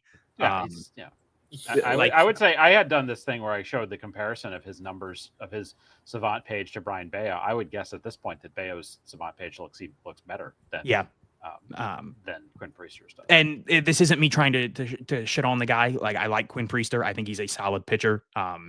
But it was one of those things where it was like you're bragging about a pitcher with a 3.55 ERA, like a bad FIP. All his good games are against like the Rockies and the Nationals, like, and the Marlins. And it was just like, I'm desperate for Yoferi Rodriguez to be good now because people were replying back like they also got this, that, and the other thing, and all of his replies were just Yoferi Rodriguez is hitting 210, and I'm like, there are other parts to this, man. And finally, I was just like, after like the 50th of his replies, I was just like, why am I not just muting this person? Like, I don't need to be seeing this. This is infuriating. So now Yoferi Rodriguez might be the player I am rooting for the hardest to turn into just a freak of a superstar, because I need that guy to simmer down. So yeah, that's just my Yoferi Rodriguez has been very good recently, which is awesome. And now I have more petty motivations for him to be good. I'm with that. Also, just a quick note, Quinn Priester gave up 5 runs against the Marlins in 400 innings in his second to last start. Yeah, I was just gonna say I was looking at the Bayo and Priester pages back to back. Like, Bayo's looks much better. Like, yeah. Also, like Quinn Priester at best is a 4-starter at best, and that's not on a good team. Like, there's nothing wrong with that, but like bragging about that trade is like.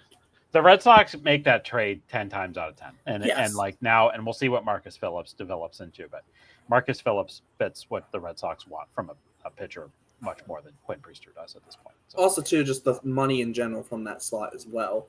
Because if Phillips is under slot, maybe it allows them to, Anthony Ianson, hello, or someone else in the draft that might end up being over slot. So yeah. Other than that, I do want to. I think that's it, actually. I'll just also add the note: Nelly Taylor and Justin Reimer also both stole 2 bases this week. So Nelly Taylor has been another guy, like I just mentioned, with Rodriguez playing better than his stats. Nelly Taylor is playing so much better than. I mean, he's got a 380 on base percentage. That's phenomenal. But like, I think fans would see 243 in double or in high A and not get too excited. But it's like he's shown a decent amount of pop. He's stolen 26 bases. He's got 52 walks, and he plays elite defense. This is one of those guys. I feel like he's always going to seem a little underwhelming to people looking at the stats, because I don't think he's ever going to be like a 25 home run guy or anything. He definitely has power potential, but I don't think he's going to put up ridiculous power numbers, and the average is probably never going to be like 300. So I feel like fans are going to be like, I don't see why people are excited about this guy, but he just does everything so well. A awesome person. We talked to him on here, obviously, great guy. Team leader, like that was something that Liam Carroll mentioned. Him and Juan Montero were the 2 that he gave the shout out to as like the locker room guys. So yeah, just someone I'm hoping fans don't view poorly just because he's not hitting 300. Like that's one of those surface stats that when you're talking about a major league player, no one cares about batting average, but it seems like when you bring up a minor league player, they're like, oh, this guy's not hitting 300 in high A, he must suck. So you also have to remember, yes, he's going against pitchers who are developing, but he's also developing. Like, that's what the minor leagues are for. You're to get better. So yeah, Nelly Taylor's he's been fantastic. Definitely playing better than the numbers imply. I feel like you could make that case for a couple people. Johan Garcia, I think he went like 1 for 9 this week, but he drew 3 walks. He had a double. which is something we talked about last week, the lack of extra base hits. And then I feel like there was someone else I wanted to mention. Antonio Anderson. He's the average has dipped over the last few weeks, but he's still, compared to last year, if you would have told me this guy's going to move up to high A after not even a month of the year, and then he's going to hold his own in high A, that's such a phenomenal development from him from where he was last year. So that's a case of the development is so much better than, again, someone just looking at the surface stats would realize. I think I had something. I just forgot it. Oh, that's nice. Great. I had something and totally forgot it. Well, that's like, oh yeah, Nelly Taylor on the thing is too, like, box score watchers aren't gonna be able to tell the true value of someone like Nelly Taylor because box score doesn't tell you defense. Yeah, absolutely.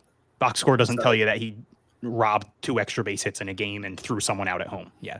Yes. I guess it kind of tells you they threw someone out, but not really. But not really. It doesn't tell you that. Oh, he made a diving play in the gap, and right. It's like the kind of like not to use comparison to compare him to him, but like if you look at Cedar Rafaela, if you just went box score only and didn't so basically you don't see any of his defense, is he good? Yes, but he's not as amazing as he is when you consider the fact that his defense is elite, elite of the elite, right?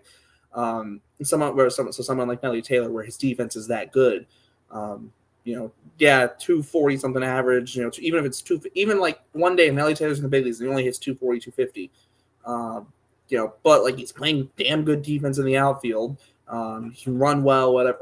He brings other things to him, Kevin Kiermaier might be one of the most underrated players in the last decade, just for the sake of the bat wasn't always there, but he was always a plus player for his team in that sense, right? So, yeah, box score watching Nelly Taylor, you're not going to get the entire value of Nelly Taylor in that sense. Moving on to the pitching side of things, let's start with Manuel Medina. 2 games, 6 innings, both games out of the bullpen. So he did give up 6 hits. Gave up 2 runs, both of them earned. But I think big thing in the 6 innings, no walks, and he did strike out 6 as well.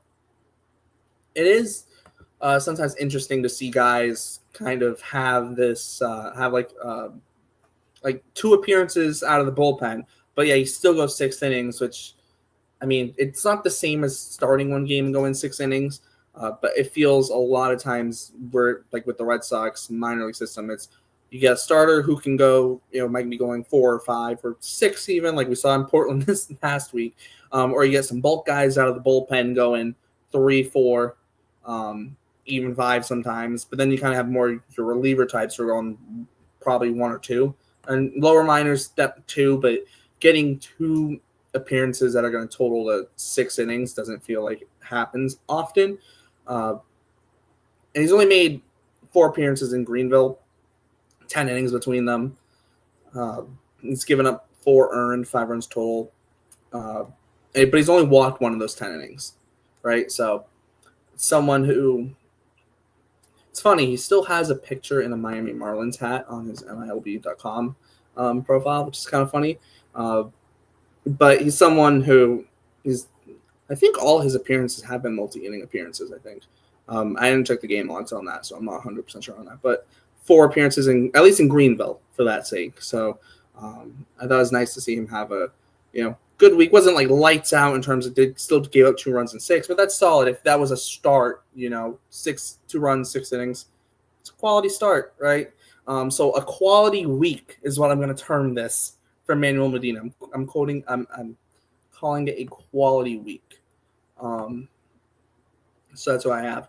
I'll flip it over to you, Jake. What do you have on the pitching side of things in Greenville? I mean, yeah, well, just closing the book again on the Priester trade, John Hollabats he's been really good. And this week, 4 innings, 4 hits. He did give up 3 runs, only 2 of them were earned, and 5 strikeouts. I think that when the Red Sox acquired him, there was some question about where was he gonna start, because he had been in low A for the Brewers, even though he had pitched in college and he was a 5th-round pick last year, and they started him in high A this year. And so far with the Red Sox, with Greenville, 3.29 ERA in 52 innings with 54 strikeouts and just 8 walks. So I really like to see that, just the 1.4 walks per 9 versus 9 strikeouts per 9 innings, and the 6.75 strikeout to walk ratio, which is really what you like to see. I think I think maybe there could be some issues in terms of leaving pitches in too much in the zone, and that's resulting in him getting hit a little bit. But I do like the idea of what he can kind of develop into. I think it's interesting to see this week he did have he had the 5 strikeouts. I don't believe he had any walks this week. So control is a big thing, and if you have that, you can get what you kind of need from the other stuff to develop, whether it's the velo, whether it's the secondary stuff. And so again, the Red Sox, we just talked about this. Ferrer Rodriguez is doing well.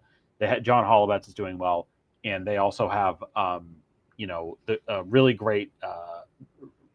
They've also got this Marcus Phillips that's going to be coming in, who I don't know if we'll see him in pitching professionally this year, but probably we'll see him at some point next year. And so yeah, I still like that trade, and that guy that Hunter was talking about was kind of a doofus. So it's very surface level knowledge of something. You see the one name in a trade, because that was the only actual name at the time. And he was just like, oh, this guy's not having a great year as a 19-year-old in high A. So this trade must have been terrible for the Red Sox. But yeah, Medina, awesome this week. Holloway's awesome this week. Cooper Adams, who was just promoted to Double-A, phenomenal week. 1 hit over 4 shutout innings on Friday, struck out 5, only walked 2. He had a sub-4 ERA in high A this year, 55 strikeouts compared to just 20 walks and 43 1/3 innings. And the other name, someone who pretty recently got promoted to Greenville. He's only made 8 appearances, 3 starts with them. Michael Sansone, 3 2/3 shutout innings, 3 hits, only struck out 1 batter, only walked 1 too, though. Since getting promoted, he has a sub-2 ERA. He has a sub-1 WHIP. Opposing hitters are only at a 216 clip against him. 21 strikeouts compared to just 4 walks in 28 1/3 innings. So obviously the strikeouts haven't been massive for him, but he is just walking no one. And I kind of mentioned it last week how that's a thing with Luis Cohen, is he's just not striking people out, and that could be a reason why they're not moving him up. Sansone kind of having the same issue in high A, but he's just been so dominant otherwise. Again, not walking people, giving up very weak contact. So all the numbers are perfectly fine. It's the strikeouts aren't killing him. So it would be great to see him start to rack up some strikeouts. But if you have 4 walks in 28 1/3 innings, there's not much I can complain about. So good weeks for a couple people in high A pitching wise. And just interesting that Adams is getting bumped up. Sansone kind of just got there. Medina kind of just got there. Holobitz has been there for a little bit now, but yeah, they have. It's a lot of. I don't know how to word it, but these aren't the top guys. Brandon Clark struggled this week. He could not find the strike zone. But just a lot of guys who aren't considered these elite prospects. And again, they're developing them in a way where they're putting up phenomenal numbers. And yes, it's high A, but you need to perform at these levels, and they're doing that.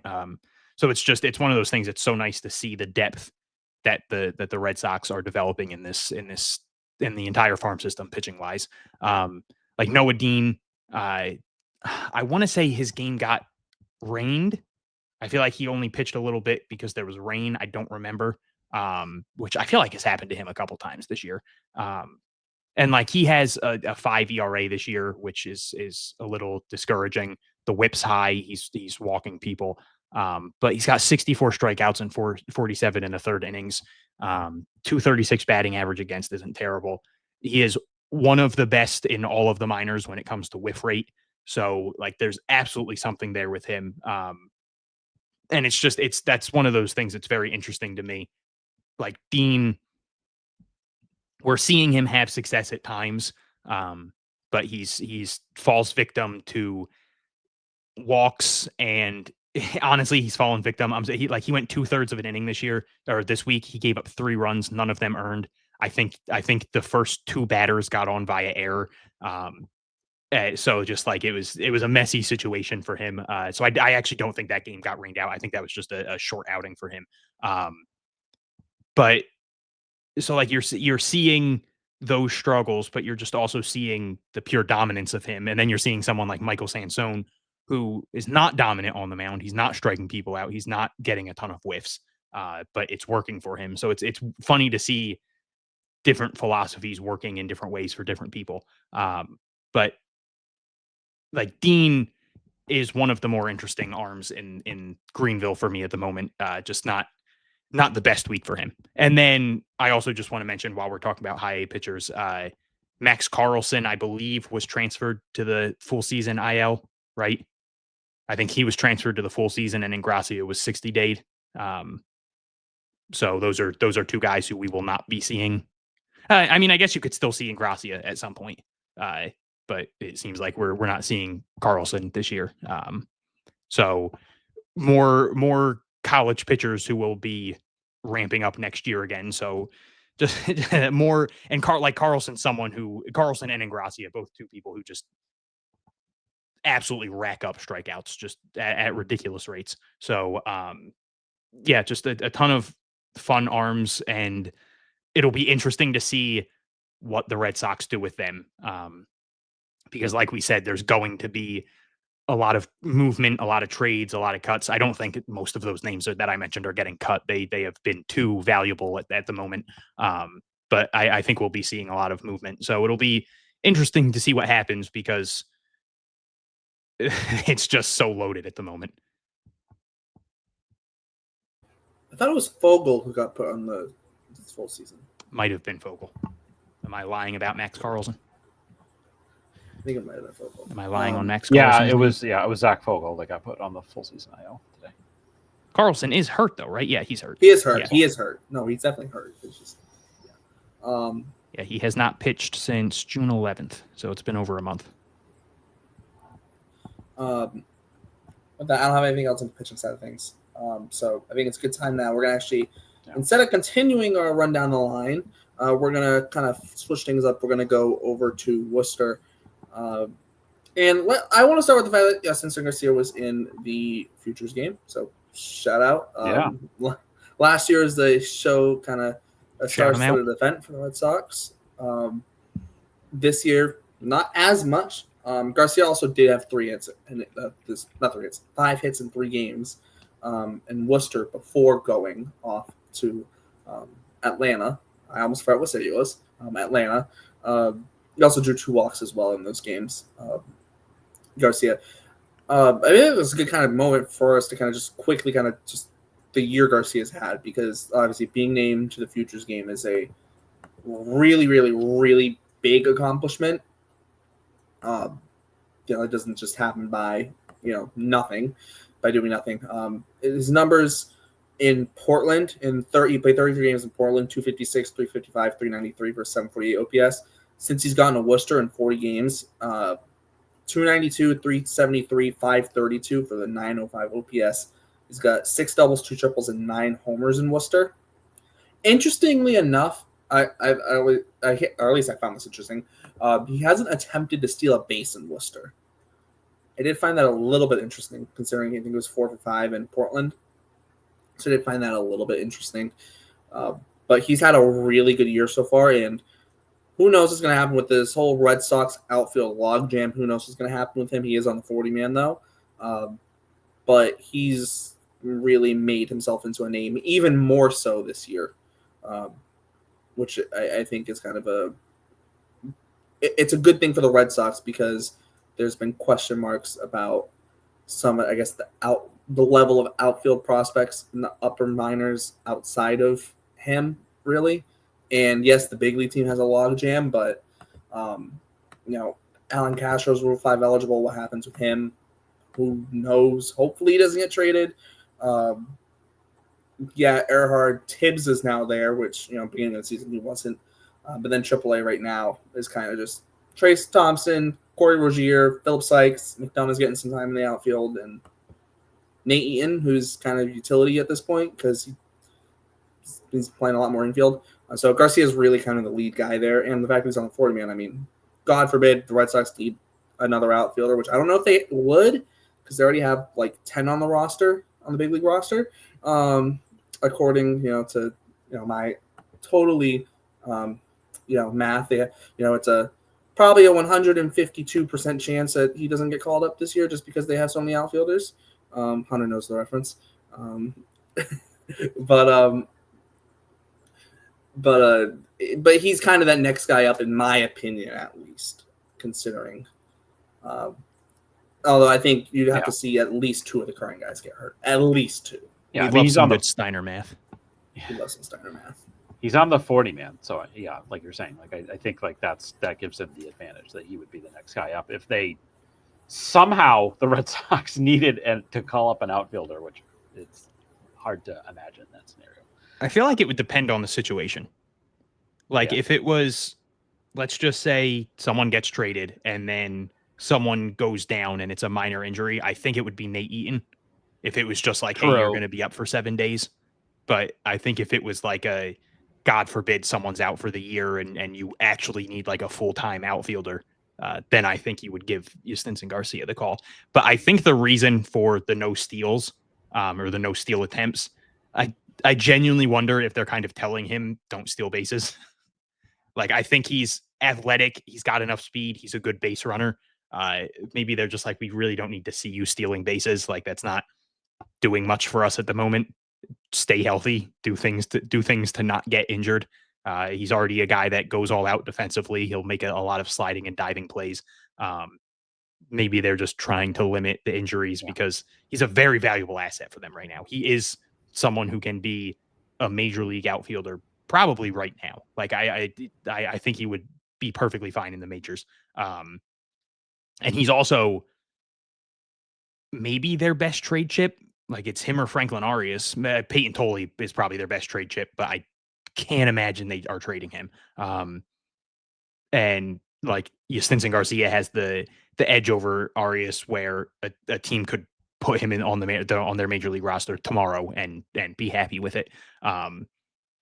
So it could be a case of you're too valuable to the organization right now. Let's keep you from doing things that can get you injured. And I mean, they have to be absolutely thrilled with the way he's played since getting promoted to AAA. So I feel like that even goes into it a little bit more of maybe if he was struggling and they'd be like, hey, go out there and try to steal some bases and pick things up a little bit. But with how he's playing, they probably just think that there's no need for him to steal a base. As much as you want your teams to win, help develop that winning culture, obviously get them into the playoffs, they get a couple extra games, all that stuff. It's still the minor leagues that the most important thing is still player development. And I just think that they probably don't see him attempting 8 steals at this point would be something that changes anything for him outside of injury risk. I agree. I think that, you have to be smarter about those kinds of things, especially they just, if the Red Sox are looking for stolen bases in Worcester, they did just option David Hamilton to the Blue Sox. So that guy will get plenty of stolen bases. So I wanted to talk about, we touched on this previously about the catching situation, because very interestingly, again, probably in the interest of clearing spots on the domestic reserve list and the White Sox were interested, whatever, the Red Sox sold Blake Sable to the White Sox. They get him for the cash considerations, baby. For cash considerations. One of the great returns of our time. It leaves the Red Sox in a pretty perilous position in terms of their catching depth. We've talked about it a bit. You obviously have the captain and Connor Wong in the majors, and now if something happens to either of those guys, the next guy up is Seby Zavala, who at least does have big league catching experience, but he just, to me, it's like I think that he could do a decent enough job catching Whereas, Blake Sable, I mean, we saw what Blake Sable was like. It was not good. So I don't think the Red Sox, it's not necessarily that the Red Sox are, that we should be like upset that Blake Sable is the one that got traded, but it's just losing that depth. And I think it was said before that after Zavala, it's, for actual catchers, it's like Enderso Lira is on the Woo Sox roster, but I mean, he spent time on the Dev list, and he's not, he has 10 at bats this season, and they're all in Double-A. Yeah, he's a glorified bullpen catcher, right? So he's not. I don't know that he's a real option. And then you mentioned Nathan Hickey. I mean, I looked this up. Like, Nathan Hickey has barely caught this season. He has not caught a game since April. He's caught once since April. I was going to say, I thought he caught like mid-June and hit a homer in that game. Yeah, but outside of that, yeah, he caught a few games in April. He was in the mix, but he has not caught he has caught one game since April. I think it was last month. I think it was sometime in June. So I have a feeling he's catching at least. I mean, they have a week off. So, well, you think about it like this: they have, Hamilton is there now, Campbell is there now. They want Campbell to get time at first base. They're going to have to work David Hamilton in. They have Vaughn Grissom. They have, maybe Vaughn Grissom will catch. They have. Well, why not? Give it a shot. They need to convert more guys to catcher. Really, I mean, that's what this is about. So I do think that in the Trace Thompson. In the short term, I do think that is what's going to happen. I think they are going to have to, and I think from a playing time standpoint, it makes sense that they would tell Nathan Hickey, we need you to catch more again. It's tough. I mean, I imagine that I don't know how much work he gets in the bullpen with the pitchers and stuff. I haven't seen that, but I do know that he is obviously somebody with extensive catching experience in the minor leagues, and I think it's where they're going to need him to. That's what they're going to need him to do, short of the Red Sox going out and acquiring more depth, like we were talking about the Austin Hedges type, somebody like that. I personally would love to see the Red Sox go out and get a better backup catcher than Connor Wong has been this year. And then you could option Connor Wong to Worcester because he does have a minor league option left. So that would make sense to me. But I do think in the short term, because of a numbers game, I do think we're going to start to see Nathan. But as far as Nathan Hickey goes, he did hit a homer this week. He had a good week at the plate. He was 6 for 18 with 2 doubles. He also had 2 walks and 2 strikeouts. And on the season, he's at 239, 324, 18 with 11 homers and 44 RBI. He does have 80 strikeouts to just 32 walks. So, I think about a typical season, or the type of season I would expect from Nathan Hickey. But I think that, we're in the short term, we're going to have to see him catching more. As far as Connor Wong goes, you could do a lot worse as AAA depth than Connor Wong. I know we kind of joke about him a semi-decent amount because he's having a bad year.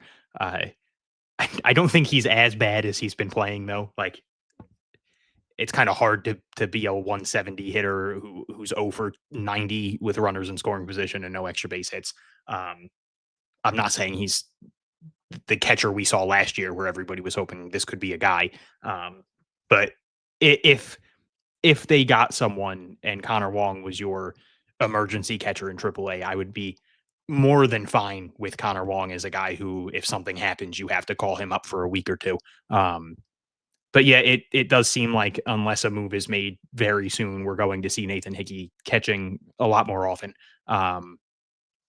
which I'm very intrigued by because there was talk of improvement.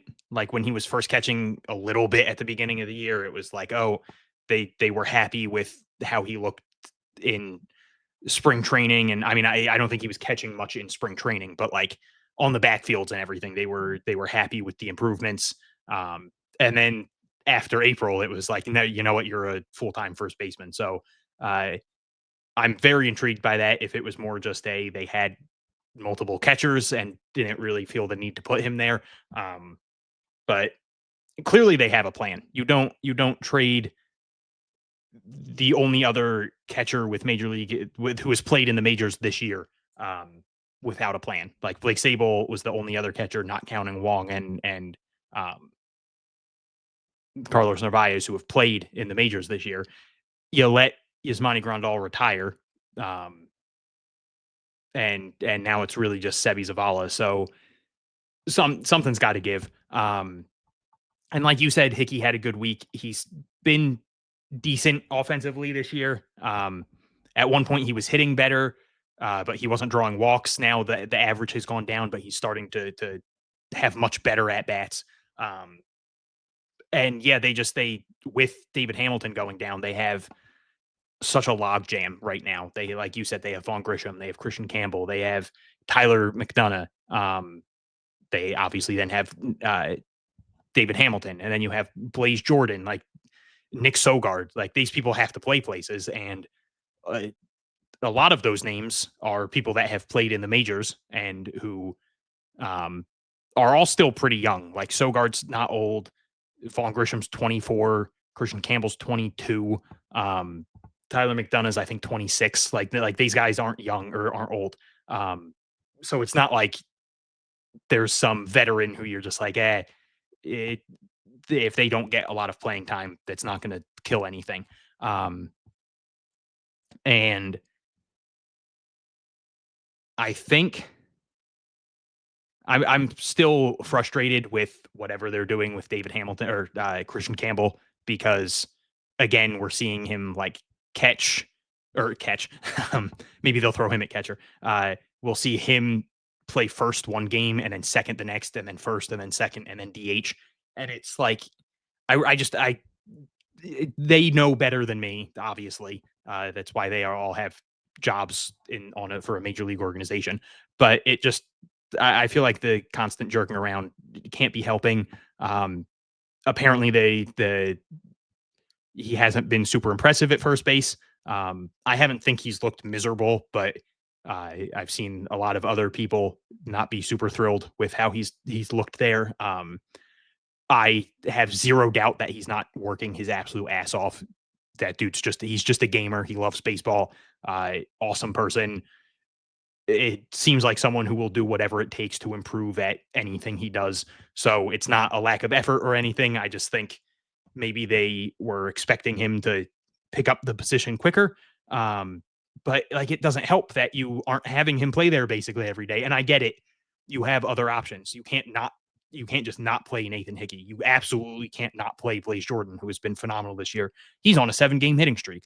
Like he's still hitting 287 with a 800 OPS or an almost 800 OPS in AAA. He's hitting over 300 on the season, counting his AA stats. Like, he's been phenomenal.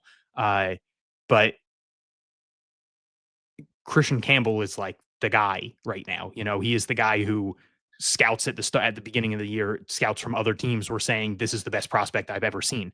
So just the constant flopping around is frustrating. And I'm thinking, if the plan is to move Nathan Hickey to first base or to catcher, that should at least mean he's playing more games at first. Maybe now he's getting, 4 games at first a week and then 2 at second, or 1 at second and 1 at DH or something. And then Blaze Jordan can play 2 at first and 4 at third. But there's still so many log jams there. David Hamilton does not help the log jams, because I know people weren't thrilled with how he played this year, but he's still someone that the organization clearly values highly. I mean, he's stuck around the majors for so long. He still has very good speed. He's a good defensive second baseman. Like, statistically, he is a good defensive second baseman. And we've seen what he could do offensively last year. And we've seen it in tiny, tiny spurts this year. But I don't know. I think a lot of questions will be answered at the trade deadline. Vaughn Grisham's been phenomenal for like a month and a half now. Like, he's looking again like that guy at the start of the year who he was a lot of people's answers at like first base. A lot of people said, like, when especially when they first started talking about Vaughn Grisham playing first, people were jacked up about that. They were like, yeah, this guy has looked great. Why is he not in the majors? I think a part of that was, the fact that he was traded for Chris Sale and people just wanted to see him up. But like, he's back up to like a 280 something batting average. He's hitting a ton of doubles. He's got 24 doubles on the year, 284 average, 356 on base. 8 home runs isn't terrible, especially because they are starting to show up a little bit more often. He's been fine defensively. Like that's a guy I could see them moving at the deadline. Again, it's not like he's the headliner in a deal, but I think he's a more valuable piece than some people might think. Like he's a 24-year-old former top prospect in baseball, former top 100 prospect in baseball. They have a lot of options to move, and I think we're going to see a lot of log jams in Worcester, a lot of the pitching log jams. A lot of these things are going to be figured out at the deadline if the Red Sox are buyers, which at the moment they absolutely are. So, I think we're going to see a lot of these questions answered at the deadline. But for now, they have 17 days, I guess less because the All-Star break takes a few of those days away. But they have 17 days to have to deal with 30 guys for 4 spots. So figure that out and do it in a way that doesn't piss me off when it comes to what you're doing with Christian Campbell. Yeah, definitely. So I did mention Blaze Jordan's hitting streak. Just kind of the overall numbers for the week. He went 8 for 24, double and a homer, and just 2 strikeouts. I jokingly mentioned Trace Thompson earlier about moving him to catcher. I mean, 6 for 21 this week, 3 doubles, a homer, 7 RBIs, 2 walks, does strike out 7 times. Trace Thompson, I don't know what else you really would expect. But, not a terrible week. Really, I shouldn't even say not a bad week at all. Just, the strikeouts are going to come. He didn't even have the best week out of the Thompson brothers, though. All right, let's. Can we? Clay not? Thompson hard launched Meg the Stallion relationship, so that's a great week. It's a good week. It's an A+ week. I don't know what to tell you. Yeah, but you know what? Trace Thompson can cross the first base line. I mean, hey, Trace Thompson hit a clutch homer. It's true. His brother's dating Meg the Stallion. Let's just move on. Can we talk about the pitching? Can we move this along? Get the pitching side.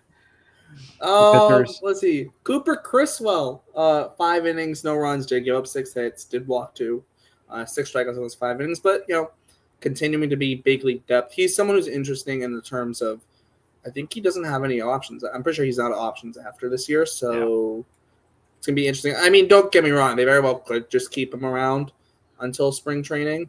They also could be like, yeah, we're gonna send him to some team for like cash or a minor leaguer, which for a minor leaguer would be fun.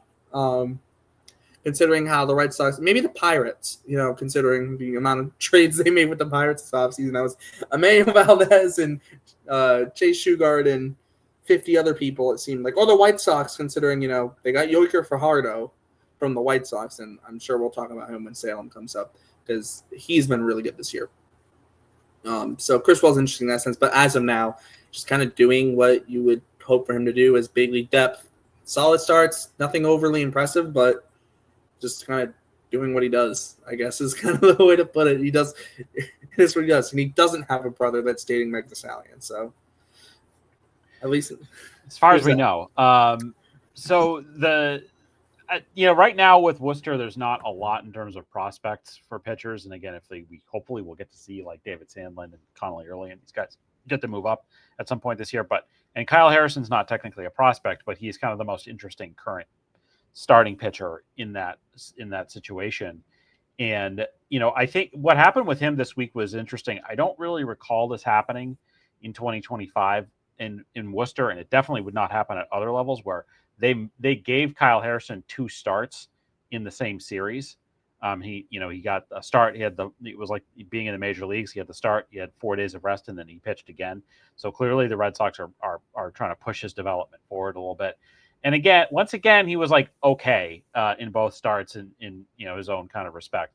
He went 5 innings in the first start on the 8th, 7 hits, I think 2 earned runs. They both came on the home runs. He had 2 walks and 4 strikeouts, so that was okay. The next time out, his line was like kind of better, but he just wasn't as efficient. Like he only went 3 2/3 innings. He gave up 4 hits, but he didn't give up a run. He did have 3 walks and 5 strikeouts. So I think we're seeing him being tested in different ways and them trying to put him through his paces with different, the different ways that, different things they're trying to do with him pitch wise. He's been getting whiffs. Like there's been some good things happening, but he hasn't, like, I feel like every start that he's making, they're trying to make him do kind of something different. And then I think they're going to try to see what sticks. And I think hopefully we're getting close to that. Hunter Dobbins going down obviously really sucks. They do have Richard Fitz. He's in the big leagues. I don't know that we're going to, there's not, with the emergence of Giolito and Bayo doing really well. And, Walker Buehler hasn't like barfed on himself in a while. Like we haven't had like the need for, like, there's no need for Kyle Harrison to come up and save the rotation. Like when the Devers trade happened, I think that was kind of the thought was like, oh, we're really going to need Kyle Harrison down the stretch. Right now, they don't need Kyle Harrison. So he can stay in Worcester and keep working on stuff until a need does develop. In the short term, he should just keep working on what he's working on. And I think this week it was interesting to see them really put him through his paces of like a normal week pitching in the major leagues, with that they had him do in AAA. Especially if they make a trade, I very much see a world where we just don't see Kyle Harrison in the majors this year. I think they just kind of let him work on the things they want him to work on in AAA this year, and then he's ready for the rotation next year. But yeah, again, it's one of those weird things where he played better than the stat lines, but it's not like he was phenomenal. But like in that last start, he just had trouble putting people away. There were a lot of long at bats, and 3 of his hits were not hard hit. Like I think one was like 104 miles an hour, and then it was like 94. Technically, a hard hit is 95. And then an 80 mile an hour hit and a 71 mile an hour hit. And that seems like that's been something with him in every start so far, as he's had a couple 70 something mile per hour hits, which it's like, he made the right pitch. It's just a guy got lucky where the ball landed, it was a slow roller down the third baseline. It's just, there's going to be some crap hits. So he's not blowing anyone away by like, no, I don't think anyone watching these games is like, yeah, this has been phenomenal. But at the same time, I feel like anyone watching the games isn't as upset as the stat lines would tell you they would be. And I mean, that was definitely a step in the right direction, that last start, even though he only went 3 2/3. It was his first time not giving up a homer. He had given up 2 homers in each of the last 2. He gave up 1 the first game. And it was also his most strikeouts since coming over here. So improvements, and that's what you're hoping for. And again, he's working on different pitches. There's a lot of different things he's working on. But I very much see a world where Kyle Harrison is not pitching for the Red Sox this year. And that's not a terrible thing. That's honestly probably a good thing, because that means that they don't need him. Like you said, Lucas Giolito's been phenomenal. He like for the last 10, 11 starts, whatever it's been for him, he has been a Cy Young. Like he has like a sub-1 ERA. Brian Bayo is turning into a number 2 before our eyes, and it's phenomenal to watch. Garrett Crochet is Garrett Crochet, and Richard Fitz is fine. Like he had that one blow up start against the Angels. Outside of that, he's been good. Like you said, really sucks to see what happened to Hunter Dobbins. He's out for a month, comes back and tears his ACL covering first base in the second inning. That's miserable, but we've talked to him before.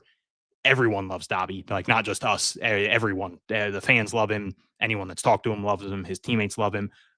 He'll be back. He'll be awesome. I have zero doubt that Hunter Dobbins will have a very long and successful major league career.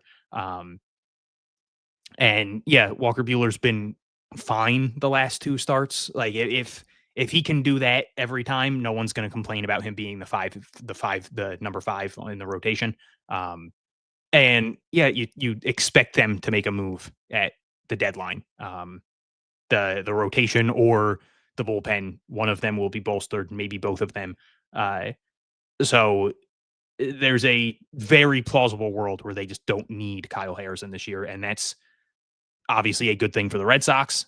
And I think that's a very good thing for Kyle Harrison's development, because letting him figure those things out in AAA, getting comfortable with the new pitches, getting comfortable with the different ways they want him to throw certain pitches, all that, getting him accustomed to the system and the way they do things here, and let him come out next year, fight for a spot in spring training. And, like, this was a guy who was the 24th best prospect in baseball last year. He's been fine in the majors. Like, his major league numbers aren't bad. And yeah, let him figure things out, and the Red Sox could have, like, that's another very young arm that he's technically not a prospect, but that's another guy who just, like, this team is just loaded with potential arms. Yeah, the only other thing I'll just kind of chuck into the mix, talk about all the pitching options. Tanner Houck had a rehab start in 4 innings, 3 hits, 1 run. Did hit a guy and walked 2, but also struck out 6 in those 4 and a third. Actually, it was 4 and a third. My spreadsheet just did not add the 0.1 on the innings. Damn Excel. My damn spreadsheet is shooting me in the foot. 4 and a third, not 4 and a third innings for Houck. Got to give him the extra out. But so solid rehab start there for Houck. And I think that is his last rehab start, because I think he has to be, what is it? The 17th is the 30 days? Yeah. I think it was. So they can option him. He does have options. They could. So they very well could. We'll see what they do with him, because he could. Yes. He literally could do anything. They could option him. He could be in the rotation. He might be in the bullpen. Who knows? There's a lot of avenues for them to go with Tanner Houck. And it's not a bad thing either. No, it's not a bad thing at all. Not a bad thing either. I think it's a really good time to get moving on to Salem. We're over the 2-hour mark. So I do want to start on the pitching side of things with Salem, because I do want to just bring up Jhostynxon Fajardo. And we got to think of a name to call ourselves for, like, a Fajardo. Not like a fan club, but, like, we need something. The fan club of all of these guys. Like, it just depends on how deep we want to get into it. But we willed Jhostynxon Fajardo coming to the Red Sox into existence. Like, we are responsible for this. So it is a big responsibility. But yes, 5 innings, 3 hits, no runs. No hit batters either. 2 strikeouts. I'm sorry, 2 walks, only 3 strikeouts, but still the 5 innings, no runs. Should be a quality start. Should be. I will not get into. We're not going to get into that again this week, but I'm just saying. 5 scoreless innings. That is a Derrik quality start. That's what we're going to call the stat. That's a Derrik approved quality start.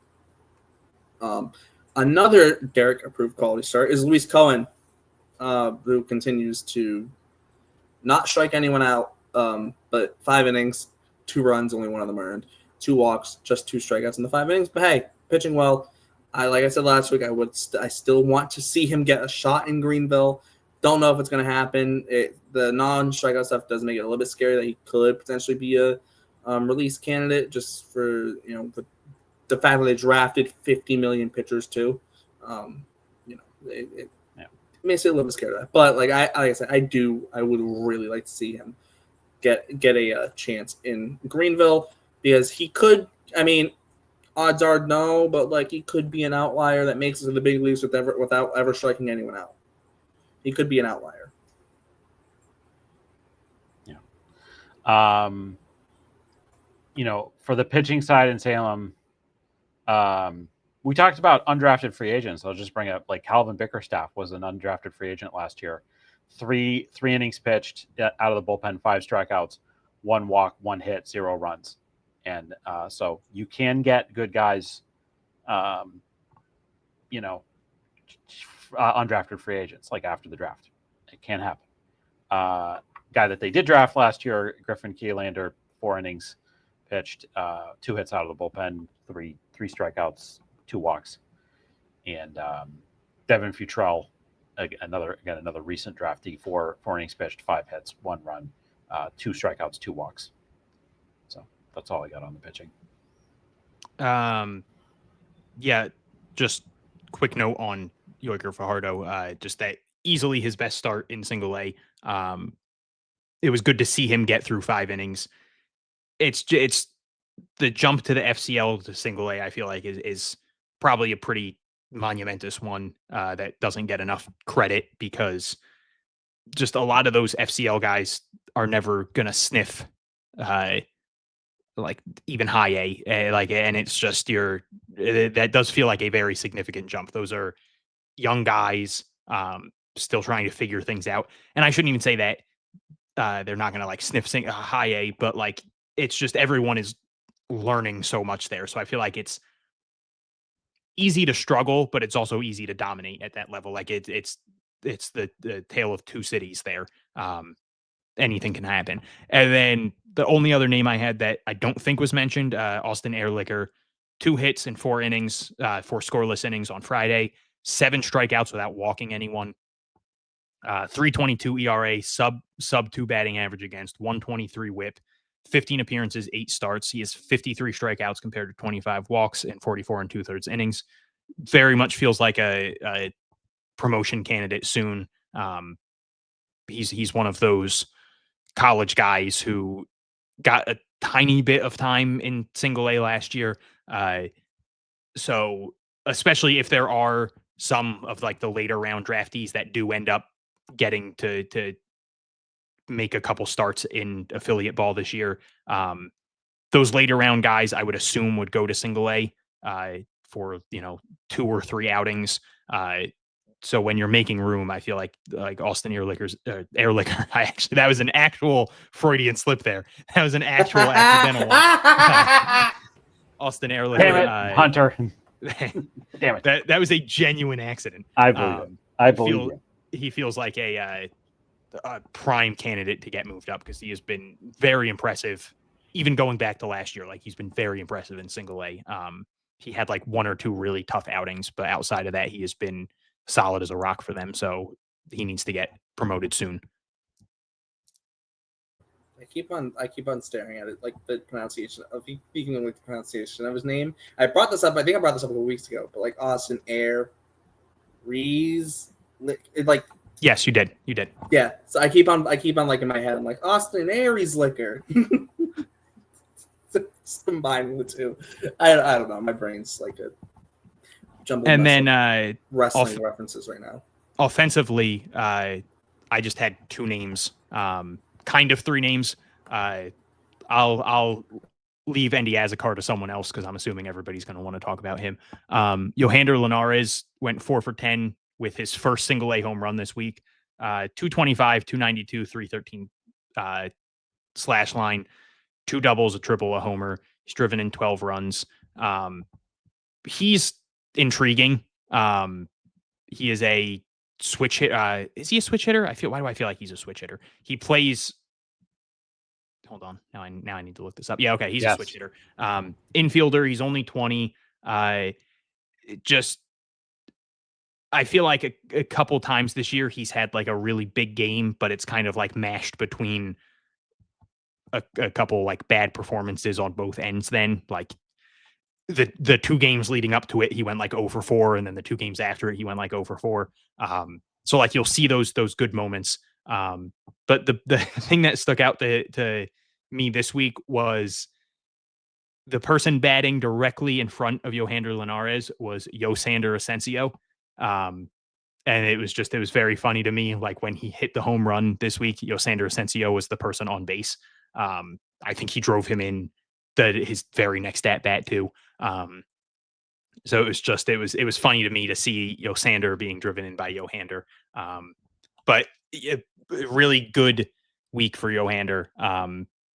Salem has been void of offense for a while now, outside of like Justin Gonzalez has been good. Nathaniel Uten's turned it around. But like outside of that, Yoelin Cespedes has really struggled. He had 2 doubles on Sunday, I believe, but he was in like a 1 for 43 slump before that. Starlin Nunez has been hot and cold. So you need some of these guys to figure it out because Salem's offense has just been horrendous for a large chunk of the year. And you can't rely on 18-year-old Justin Gonzalez and 18-year-old Enddy Azocar, who looks like he's very quickly figuring things out, to carry your offense. I mean, obviously they're all young, but you can't have the 2 guys who just turned 18 be your source of offense. I just have you mentioned Azocar, he went deep, as well as you mentioned Linares. It was interesting, like Linares, I think, and Azocar I think they went up at the same time just about, and Linares was 20, so that he had been in DSL for 2 years, and then he was in FCL last year and he struggled, and then this year he was good, and I think the Red Sox looked at the opportunity like, okay, it's time for you to go.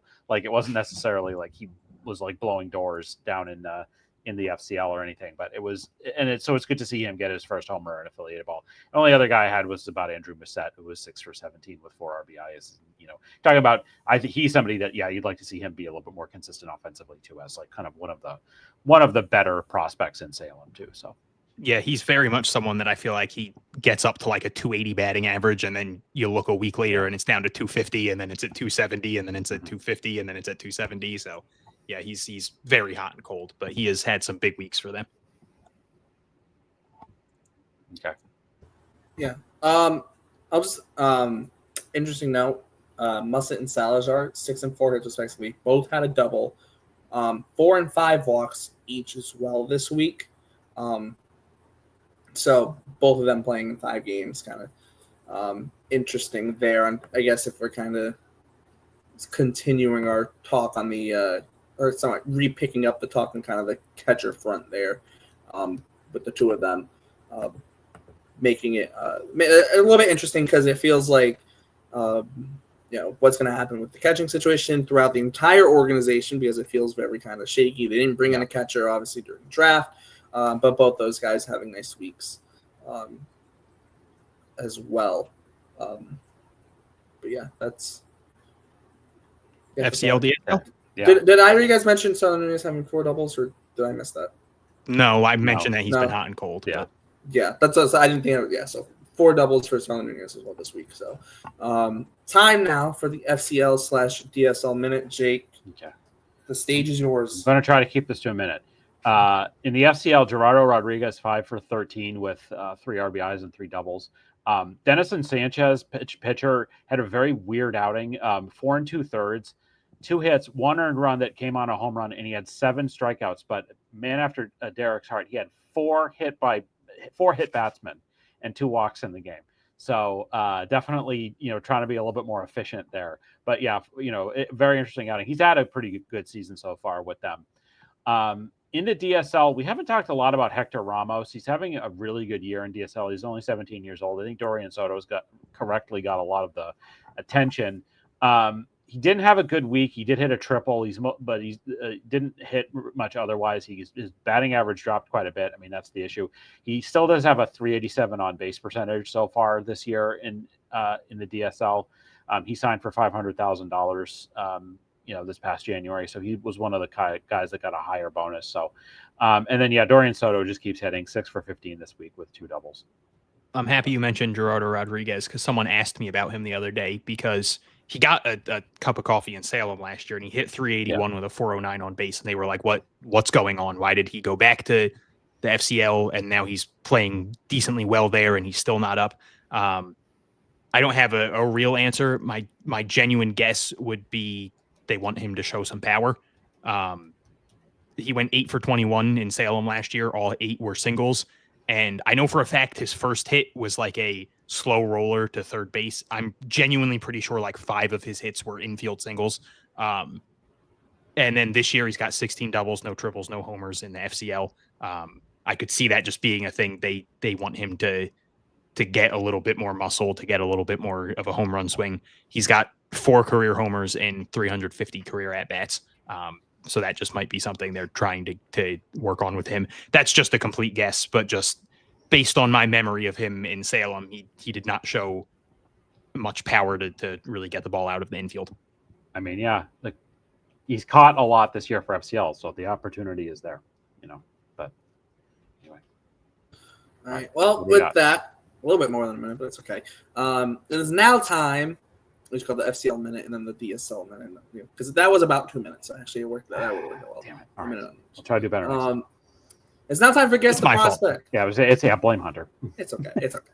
Now it's time for Guess the Prospect. Another special Guess the Prospect, because we did this draft one, but we're gonna do another kind of draft one. the kind of theme to this draft is someone who was drafted by the Red Sox but did not sign. Oh, I'm going to be so bad at this. All right. But is this a guy that played in the big leagues?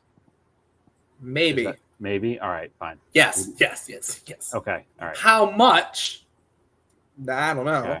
Okay. Actually, I do know, but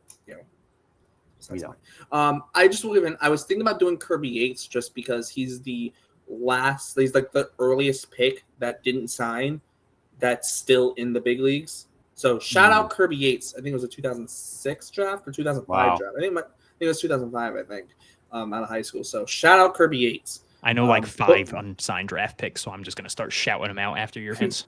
Okay. We'll start with this hint. Alex Bregman. No. Good guess. This former Red Sox draftee did not sign after being drafted in the 28th round of their draft before going to the University of Oregon. Really, it's not that helpful, but it's a clue, maybe. This former draftee in his big league career has pitched. So here's a clue: has pitched for the same team that drafted him the second time. That ruins all my guesses. And he's only pitched for that team, and has worn 2 different numbers. One in his rookie year. He wore 1 number in his rookie year, and then a number from his second season on out. So it's not Mike Yastrzemski. It's not Charlie Blackmon. It's not Yasmani Grandal. It's not Brandon Belt. I think I only knew hitters. Yeah. So this former draftee was in the same draft class as another Red Sox non-signee, which was J.J. Matjevich, who is a World Series champion, or at least played 32 games for the World Series champion Astros in 2022. So shout out to him. And that draft was the 2014 MLB Draft. Is it Dallas Keuchel? No. Keuchel's Keuchel's old. Yeah. So basically, I just said he was drafted in 2014. He was drafted by the Sox in 2014, or he was drafted? Yes, and did not sign. Drafted by the Red Sox in 2014 and did not sign. Went to the University of Oregon. So he's still active, probably. Mm-hmm. Or at least well, within the last 2 years, probably he's pitched. Our second clue: this player is currently playing in the big leagues and has pitched over 100 innings in each of the last 3 seasons and this year as well. Corbin Burns? No. I don't even think he threw 100 innings this year. Nope. He's already thrown over 100 innings this year? Yes, and his career high in innings is 121, which he reached last year. Oh, my God.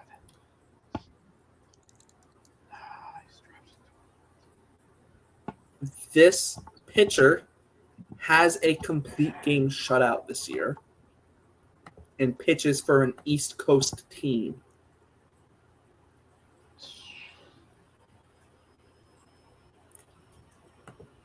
This pitcher is... Why am I not getting this? This pitcher bats and throws lefty.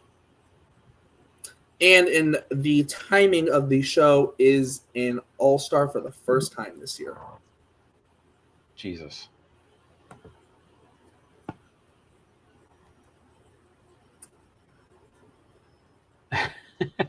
This pitcher currently wears the number 23 for his team, which is the same team that drafted him the second time. Is a starting pitcher and was considered to have somewhat of a breakout year last year with a 2.90 ERA and 21 starts. David Peterson.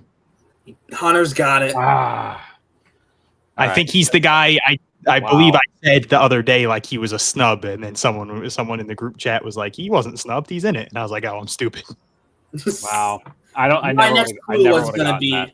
My next clue was going to be he So, plays for the Mets. Was drafted and plays for the Mets. that I might have gotten it at that point, but anyway, Hunter has extended his lead again. I needed that. You would have tied it up. Yeah. So, fun. That was a little bit of a different one, obviously, but shout out to David Peterson, a one-time Red Sox draftee who is making his first All-Star appearance this year. So good for him. Shout out David Peterson. Also, shout out JJ Matjevich because he's probably got a World Series ring from that Astros team. He was in that same draft that didn't even sign. So shout out to him as well. I saw that earlier. I'm like, I'm just going to somehow find a way to throw that in as a clue. But with that, Hunter takes the lead. What's the score, Hunter? What's the official 7 score? to 5 now? 7-5. Yeah. 7-5. So Hunter up 7-5. We may or may not have a guest the prospect next week. We'll see. We have a very jam-packed show. We will have awards. We will hopefully be sending out a Google form by Wednesday morning, hopefully with our for everyone to vote on awards. So that'll go up on the Pesky Report account, a Twitter account. So just keep an eye out for that. And the next week we will have mid-season awards and a little bit something special added on as well at the beginning of the show, which we are very excited for. So with that, for Jake and Hunter, I have a super always, quick boomer take because I'm watching the home run derby right now. I like the old method better. What old method? I feel like they've changed the method like 8,000 times. The just like the Josh Hamilton. The Josh Hamilton. You get 10 outs. One. Yeah. I just thought it was more fun than just like. Well, that was a long time. They've changed that. They've changed it. Like a long timer of like you don't even get. How are you going to have a pitch clock in regular season games and not have a timer in the home run derby? Like, I just don't like that you like don't get to enjoy the home runs. Like it was so cool to like admire the entire home run. My thought process, it should be a set number of pitches, but you still have to do it within a certain amount of time. Like you get maybe 5 minutes, but you only have like 35 pitches. I think that's what they do now. I think you get 3 minutes. You get 40 pitches. 40, but like who's throwing 40 pitches in 3 minutes? Like just if you're not watching the video, I just pretended like I threw like 5 pitches in like 2 seconds. So but yeah, that's just my quick take. Anyway, all right. With that, we're gonna wrap it up. So like I said, for Jake and Hunter, my name is Derek. As always, thanks for tuning into the Pesky Report, and we will see you next week for a very special edition of the Minor League Show.